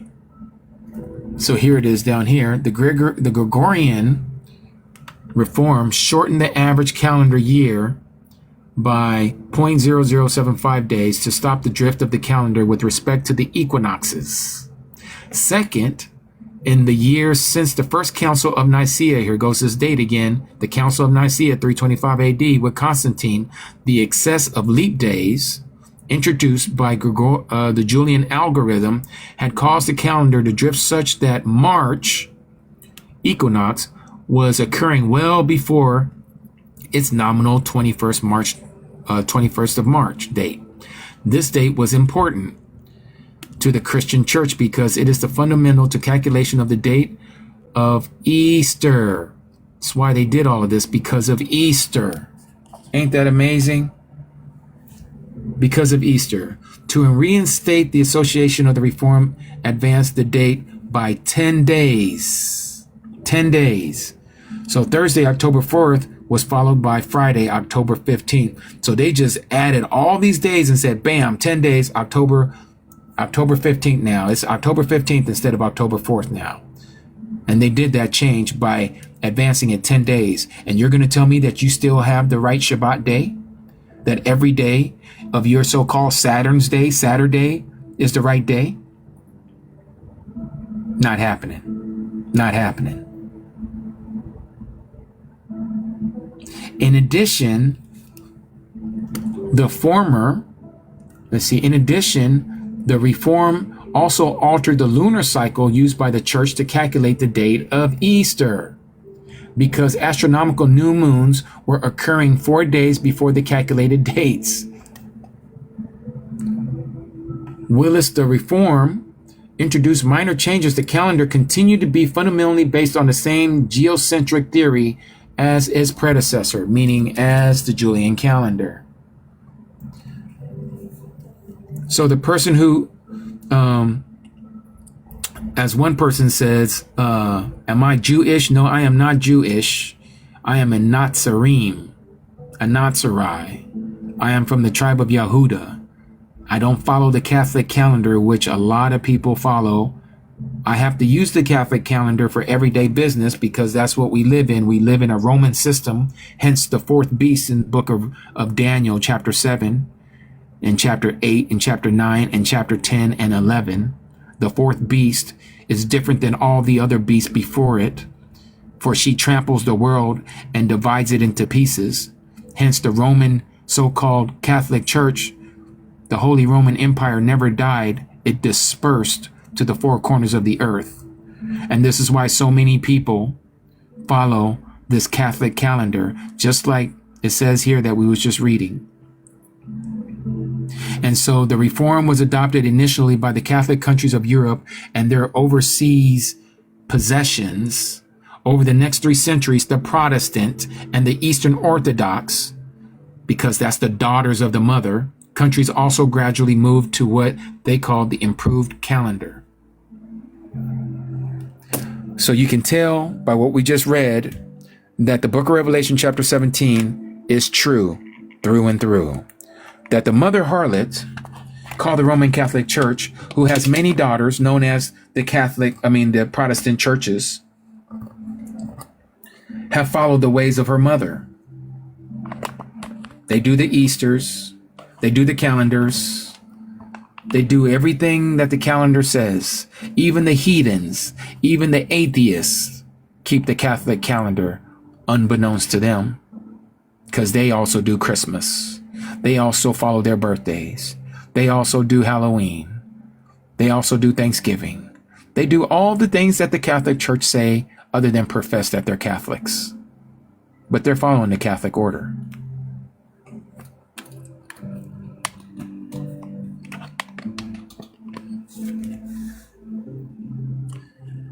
So with all that being said, do we have any questions?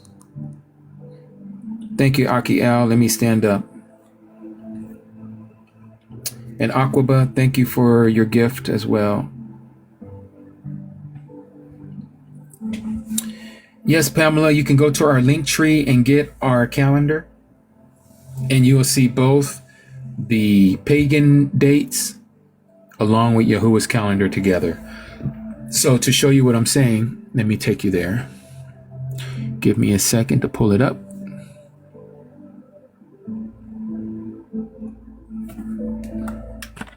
Oh, you do have the beads? Okay, beautiful, Pamela. So the beads, once you know where you should be, let me show you where you should be on the beads. I haven't updated mine, but I got to update it. It needs to go one more because tomorrow is the Shabbat on my beaded calendar here. Every green one is a Shabbat. So let me do this before I show you the calendar. The PDF, that is. Okay, go get yours, Pamela. I'll wait for you.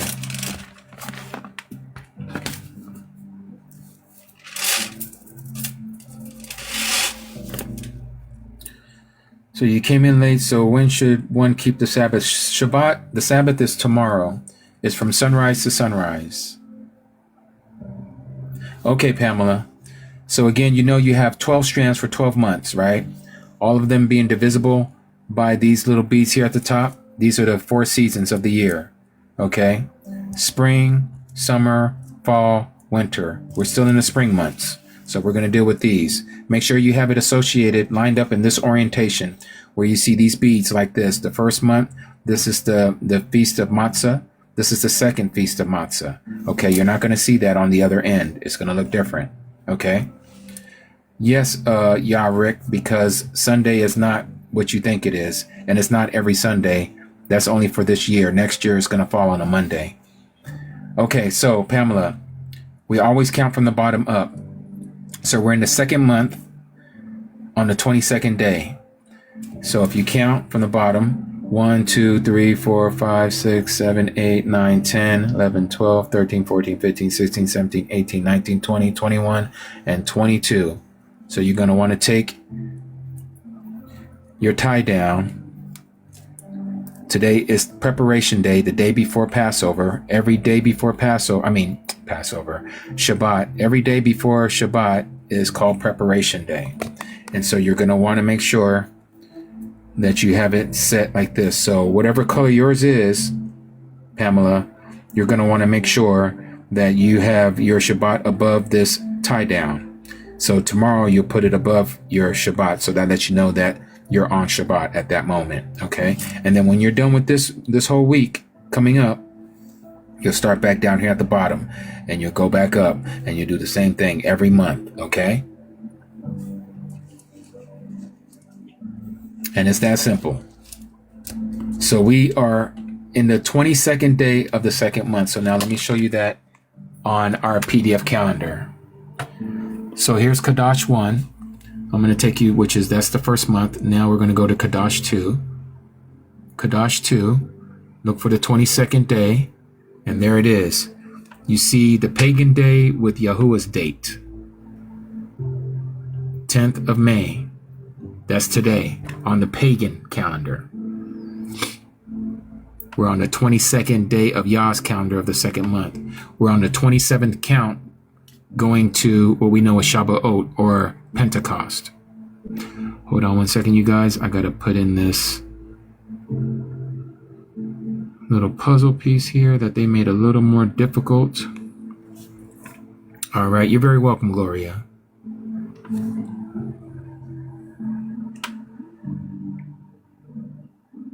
All right. Any other questions? And let me stand up. I haven't stand up yet. Let me stretch out my legs. All right.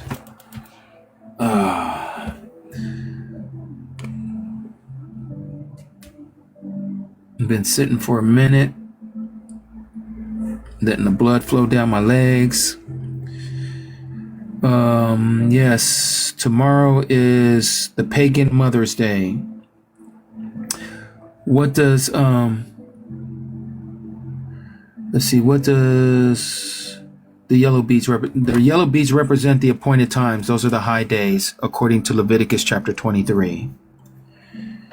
Those are the Passovers, the unleavened bread, Pentecost, Feast of Trumpets, those kind of things. Where can you go to get a better understanding?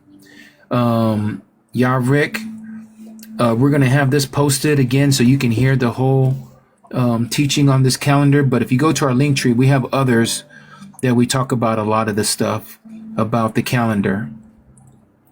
User 306 Gwen, go to our link tree. We'll have that our Cody Nazareth, our sister Nazareth, is probably going to pin it to the top of the comments here.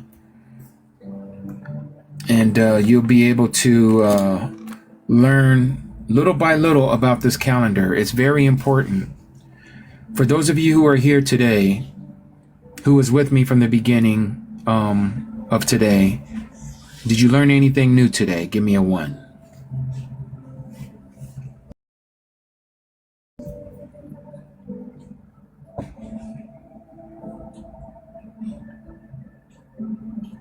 All right, look at all those ones. Hallelujah.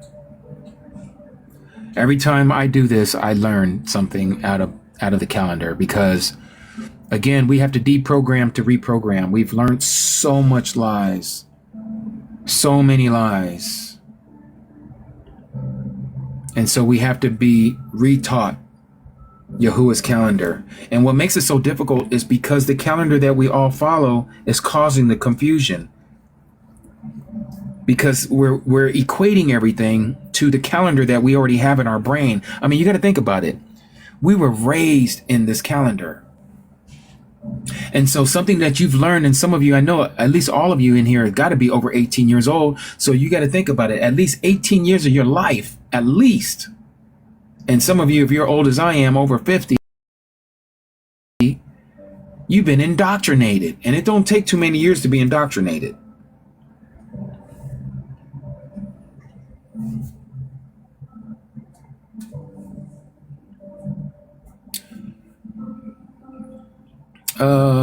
Yes, gaming. What is your question? Try 75. Once I get there, I'll try it if Yahuwah allows me to live that long. It's okay, y'all, Rick. We can help you learn. It's just going to take a moment. It's something that you have to learn through repetition. And we'll be doing this more often. I ask that you consider following me, and as you continue to be with us, you'll learn a little bit more at a time. Just like when you're going to these pagan churches, you just didn't become an understanding of all that is Christianity. It took a while for you to learn that. Gaming, that's going to be up to you. I'm not going to tell you what you need to do, what you can't do, or what you shouldn't do. But if I was you, I would stop because you're getting indoctrinated.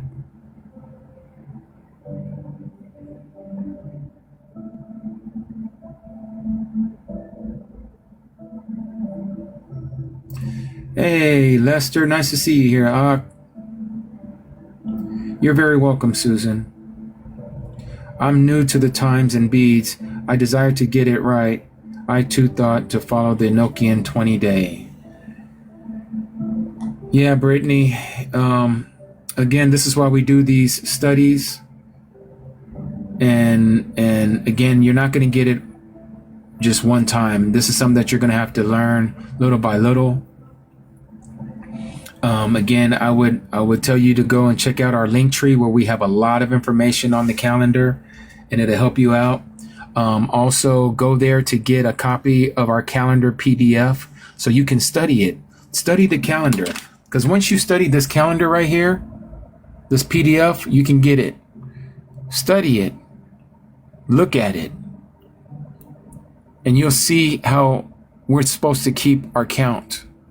And then I would tell you to read the Book of Jubilees, chapter 2, and Book of Jubilees, chapter 6, and also Enoch, chapter 72. Those three is going to help you understand what this calendar is. And not only that, just to show you proof that it's also in the scriptures, also known as the Bible, let me show you here. First, we're going to go to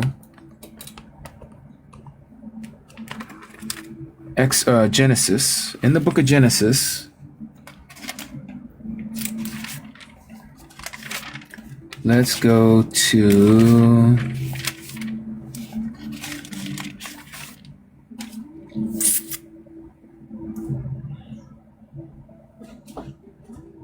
I believe it's chapter 7. Notice here. What's up, Onyx? Yes, baby boy. Yes, baby boy. Notice here where it says, and the waters were mighty on the earth 150 days. Okay, 150 days. All right. And then it goes on and says here, and the fountains of the deep and the windows of the heavens were stopped, and the rain of the heavens was withheld, and the waters receded steadily from the earth, and the end of the 150 days the waters diminished. And in the 7th new month, not moon, notice that it's italicized. This is what I was talking about earlier. They added this, the translators added the word moon because it doesn't actually appear in the original Hebrew. So you see the word moon is italicized. That lets you know that it was added.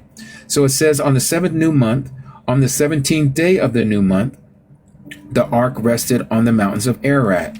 And it says, and then the waters decreased steadily until the 10th new month. And on the 10th new month, on the first day of the new month, the tops of the mountains became visible. And it came to be at the end of the 40 days that Noah, opened the window of the ark which he had made, and he sent out a raven, which kept going out and turning back until the waters had dried on the earth. Now, notice that it said 150 days. Okay, 150 days. And so it says here, let me find it.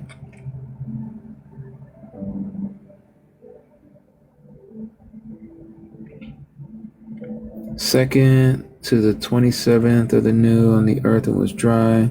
Let's see, 600. First year, 6 months on that day.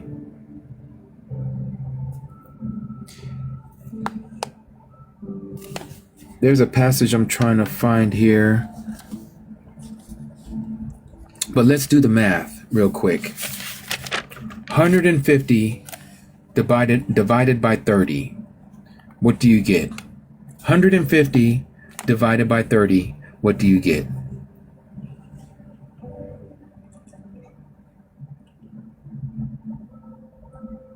Exactly, 5. That's 5 equal months of 30-day periods. And we're told right here on the 2nd new month, on the 17th day, all the way to the 7th new month on the 17th day, that's exactly 150 days. That's exactly 150 days. That's 5 months. Right here in the book of Genesis is telling you this same calendar was being used.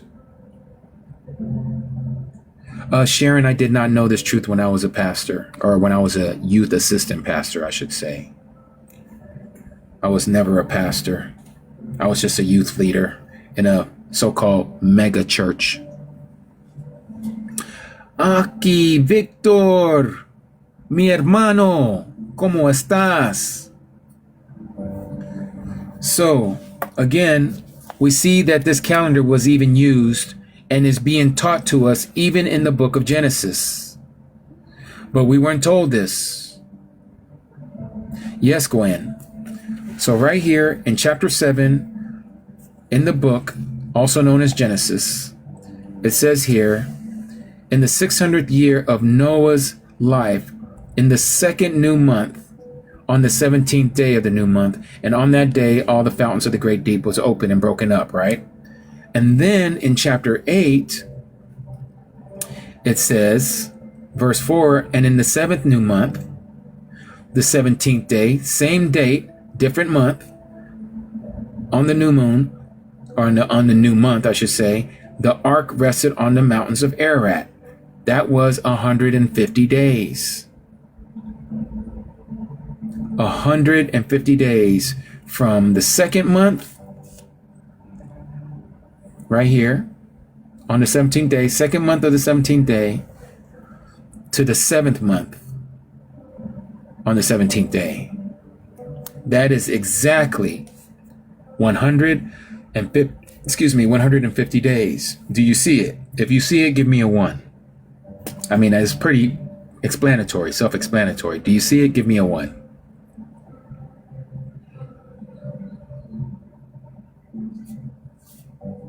Okay, so now that we've established that the same calendar that we call the Enoch Zadok calendar, also known as Yahuwah's calendar, the calendar that was given to us, is established in the book of Genesis, the very first book. Now we're going to go to the book of Daniel. The book of Daniel talks about how there was going to be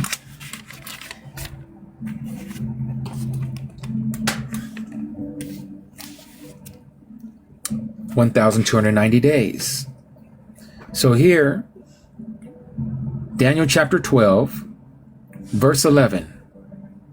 And from the time that which is continual is taken away, and the abomination that lays waste, yours may say, abomination of desolation is set up, there's going to be 1,290 days. Well, 1,290 days equals 43 months exactly, with each month or period being 30 days exactly.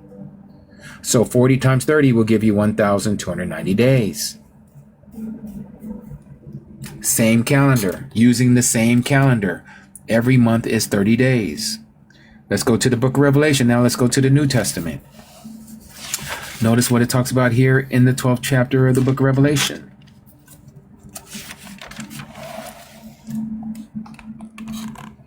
Yes, TY, that was, or Ty, L. Sorry, I should just say Tanya. Yes, Tanya, Sister Tanya. Nice to see you here, Cody. Notice here in the book of Revelation, chapter 12, verse 6. And the woman fled into the wilderness, where she has a place prepared by Elohim, to be nourished there 1,260 days. Unlike the book of Daniel, where it talks about 1,290 days, this one talks about 1,260 days, 1 month short. Why? Because it's talking about two different events that are overlapping each other. One is longer than the other by a month. And this 1,260 days is also recognized here as a time, times, and half a time. This is also known as the same amount of time here in Revelation chapter 13, verse 5. And he, the anti-Messiah, was given a mouth speaking great matters and blasphemies, and he was given authority to do so for 42 months. What's 42 months? Exactly what we just said here by giving you the math.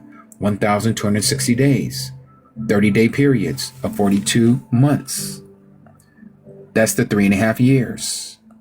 So we see that the 3.5 years that Christians always talk about, but they don't know what calendar is being used. They're using the Gregorian calendar. And if you're using the Gregorian calendar to follow what is given to us as these prophetical years, you're going to miss what you're doing. Just like I was sharing with you guys earlier, I was off by 1 day. 1 day. Let me see here. What does our Aki brother? I will be your way in about an hour, if that's okay. Hold on 1 second, you guys. Let me send this off. Yes, Aki. I'm about to get off the live here shortly. Come on over. Okay. And Aki Desire and I, we're going to be making some granola bars today. We're going to make it from scratch. But yeah, so again, this is why it's so crucial to understand this calendar, Mishpaka family. You're going to have to know this calendar to understand what is going to happen prophetically. Some people call the calendar also the 360-day calendar minus the 4 transitional days, or the intercalary days, that are the days that go from one season to the next, the transitional days. They call it the prophetical year calendar, 360 days.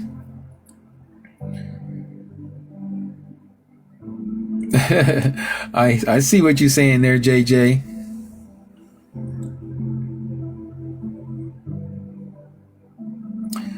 Mullah, why are you confused? What is confusing you?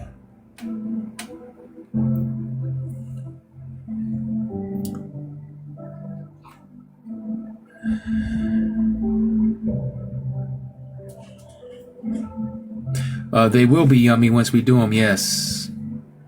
Yes, CQ. Yesterday was tacos, today is granola.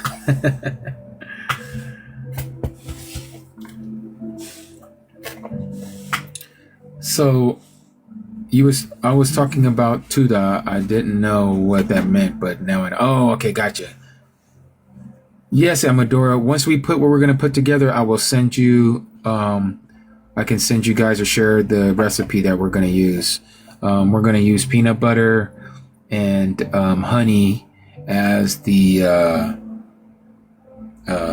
agent to coalesce everything, to make it sticky. Yes, Undertaker, what's your quick question?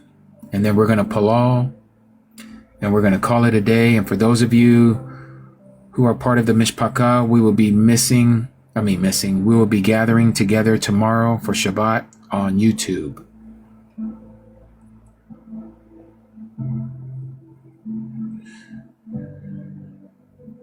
Yes, Gloria, that passage was in Genesis chapter 7.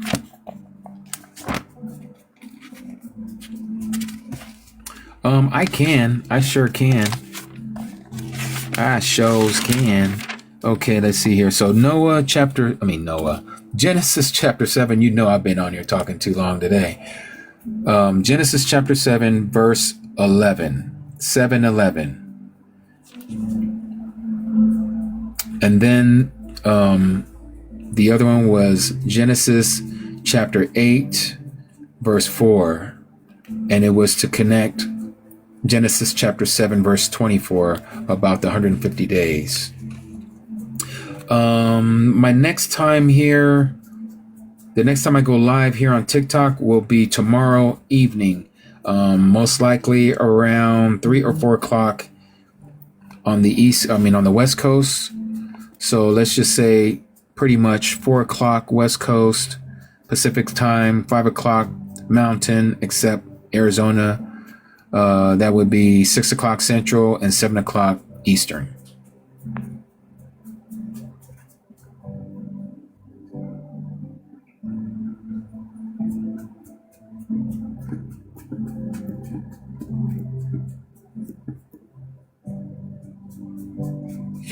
Okay, and let me see, I'm over here. Oh, wrong.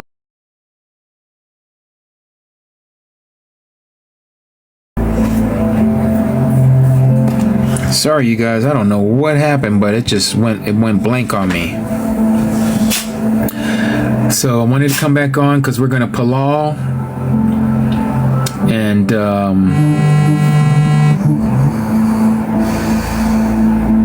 sorry, Cody, Shelby, you just tried to call me. I don't know. It just went blank on me for some reason. It went blank, but they did not cut me off. It did not cut me off. It just went blank. They didn't suspend me.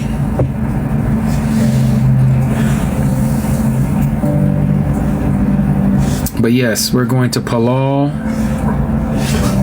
Yeah, no, I thought I got cut off too. I was like, oh man, they done got me again. What did I say this time? Was it saying because I was going to go live while making granolas?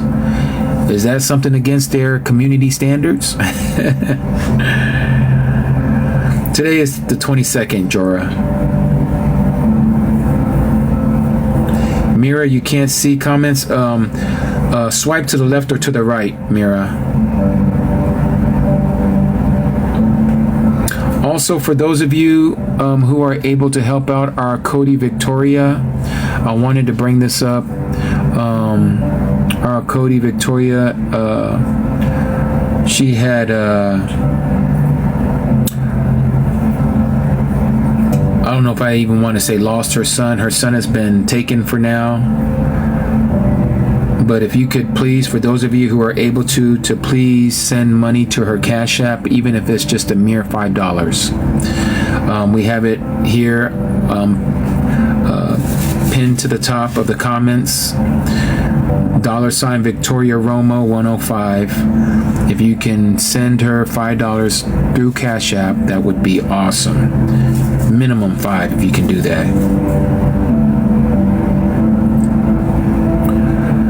Mavis, that would be Jeremiah chapter 23 verse 27, and also Exodus chapter 23 verse 13. So that was Jeremiah chapter 23 verse 27, and then Exodus chapter 23 verse 13.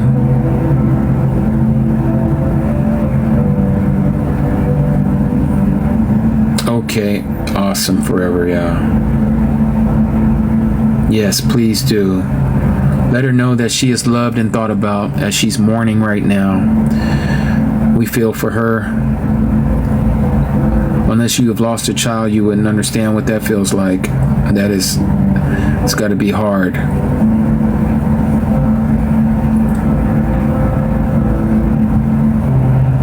Okay, so let's go ahead and close out in Palal, and then what I'm going to do is I'm going to come back on for to do the granola, when we do the granola thing together, and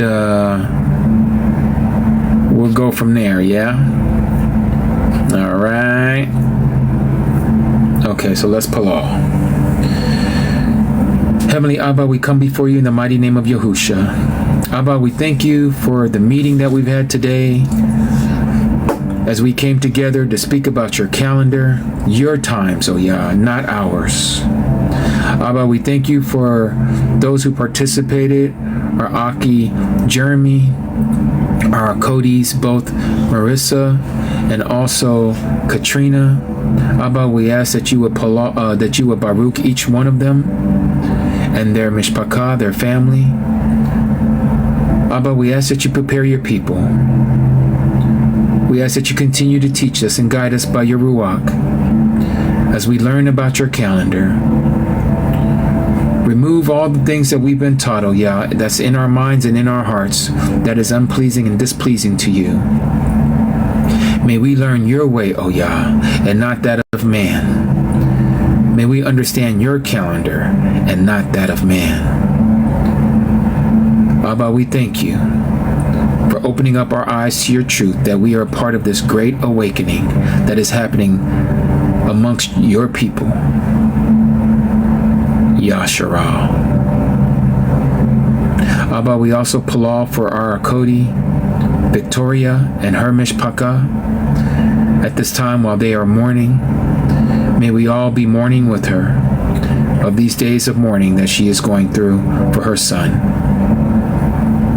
Abba, we continue to ask that you would Baruch his wife and their child that is on the way, that the child may grow up to be such a strong person, knowing you, O Abba, for whatever time that there may be left, O Yah. We ask that none of us be lost, that all of those who are seeking and hungering and thirsting for righteousness, that you would give us what we need, the nourishment by your Ruach of your truth. We ask that you go before us. Help us to all prep for tomorrow.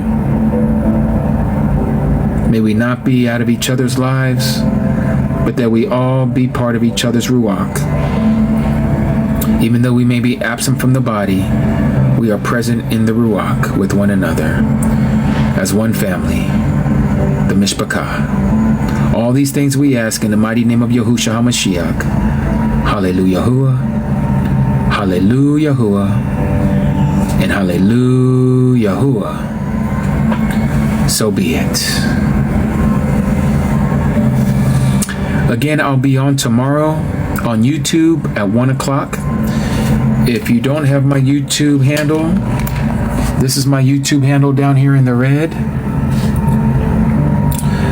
And once you go there, please do follow and subscribe and tap onto the notification bell so that you may be told when I go live. And also, again, if you're able to, please send a little something to our Cody Victoria on Cash App at $ Victoria Romo 105. Yes, Sindhu, it is a little long. At Yah's Ambassadors 7595. Take a screenshot for those of you. 1 p.m. is Pacific Standard Time. That is 2 p.m. Mountain, 3 p.m. Central, 4 p.m. Eastern. 4 p.m. Eastern. Yes. I want to thank each and every last one of you for being here today. I'm going to turn right back around and be on again here in a little bit. As me and Aki Desire make some homemade granola bars. So I guess we're going to be kind of doing the whole, what's that lady's name? You guys know who I'm talking about. My brain is shot.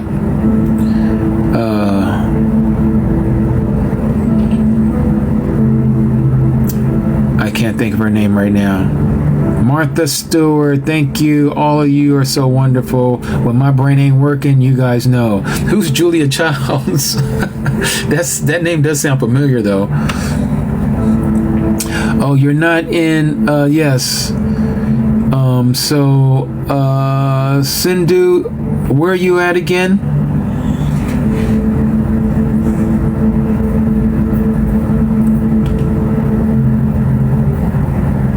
Oh, you're in the UK. That'll be 9 o'clock your time, PM. 9 p.m. UK.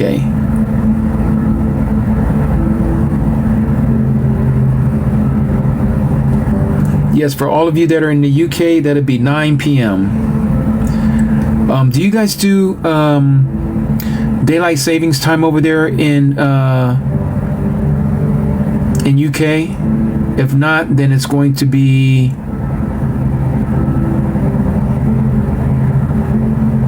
I want to say you do.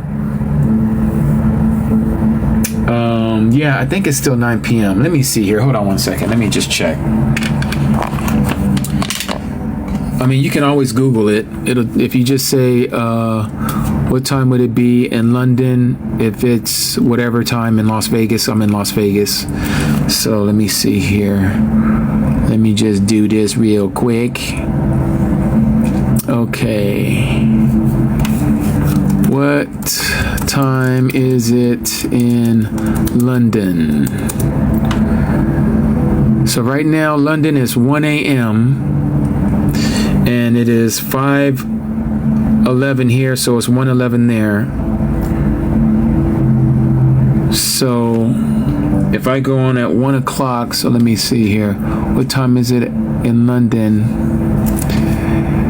At 1 p.m. Las Vegas time.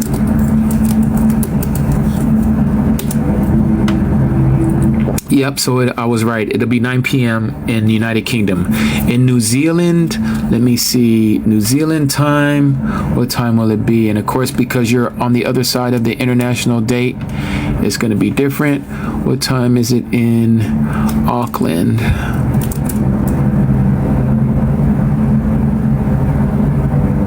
PM time here.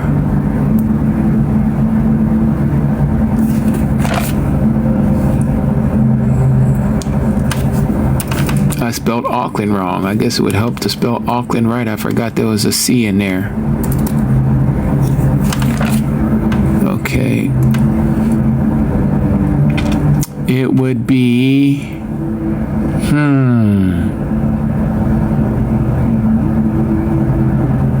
Boy, it's not really telling me. It is not telling me. It's telling me I have to go and do some conversion stuff. Why do they just not let me do it easily? Okay, let me go to world clock. Let's see what it says here. Okay, okay, so let me change this. So it's 12 in the afternoon there in New Zealand, Wellington to be specific. Wellington time is 19 hours ahead of Las Vegas.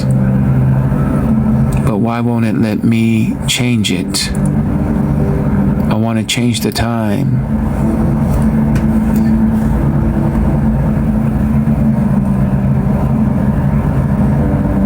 Oh, I don't like to use AI, Sindhu. But thank you for that. I just know that AI likes to do a whole lot of funny stuff.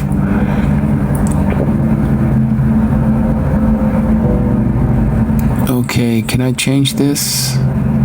Oh, can I? I can't change this either.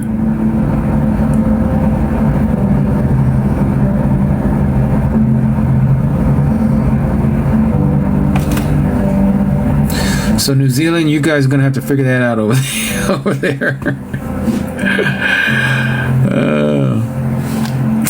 All right. Well, as always, I'm going to do the barakah out of Numbers, and then we are going to play our music.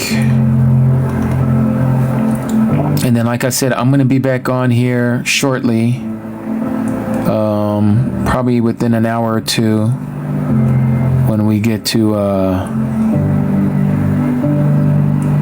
cooking up everything that we're doing.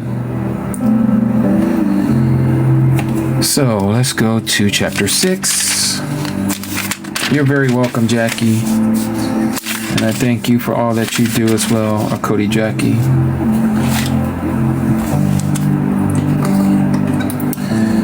All right.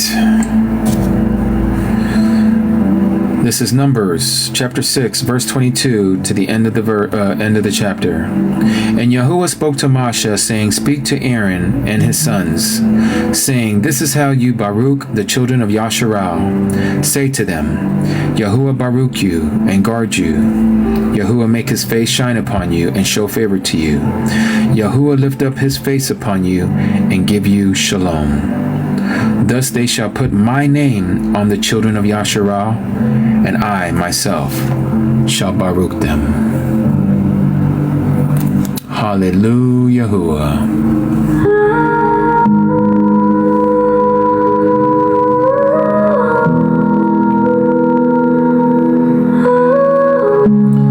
This song is by Tribe Song, also called the Aaronic Blessing. May Yahweh bless you and keep you. May he make his face shine upon you and be gracious to you. May he lift up his countenance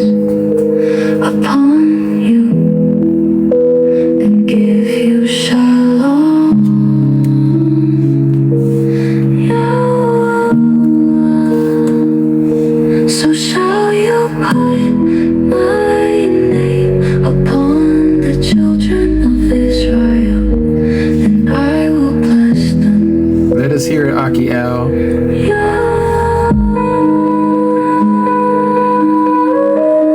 Love you all too. Hope to see most of you tomorrow.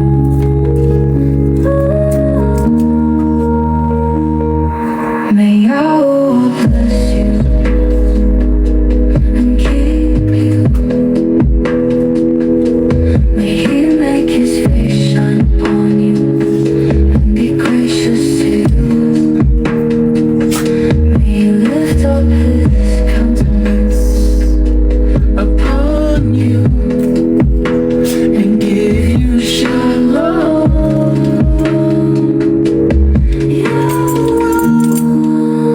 Uh-oh, time for some tambourine. Shall you put my name upon the children of Israel, and I will bless them.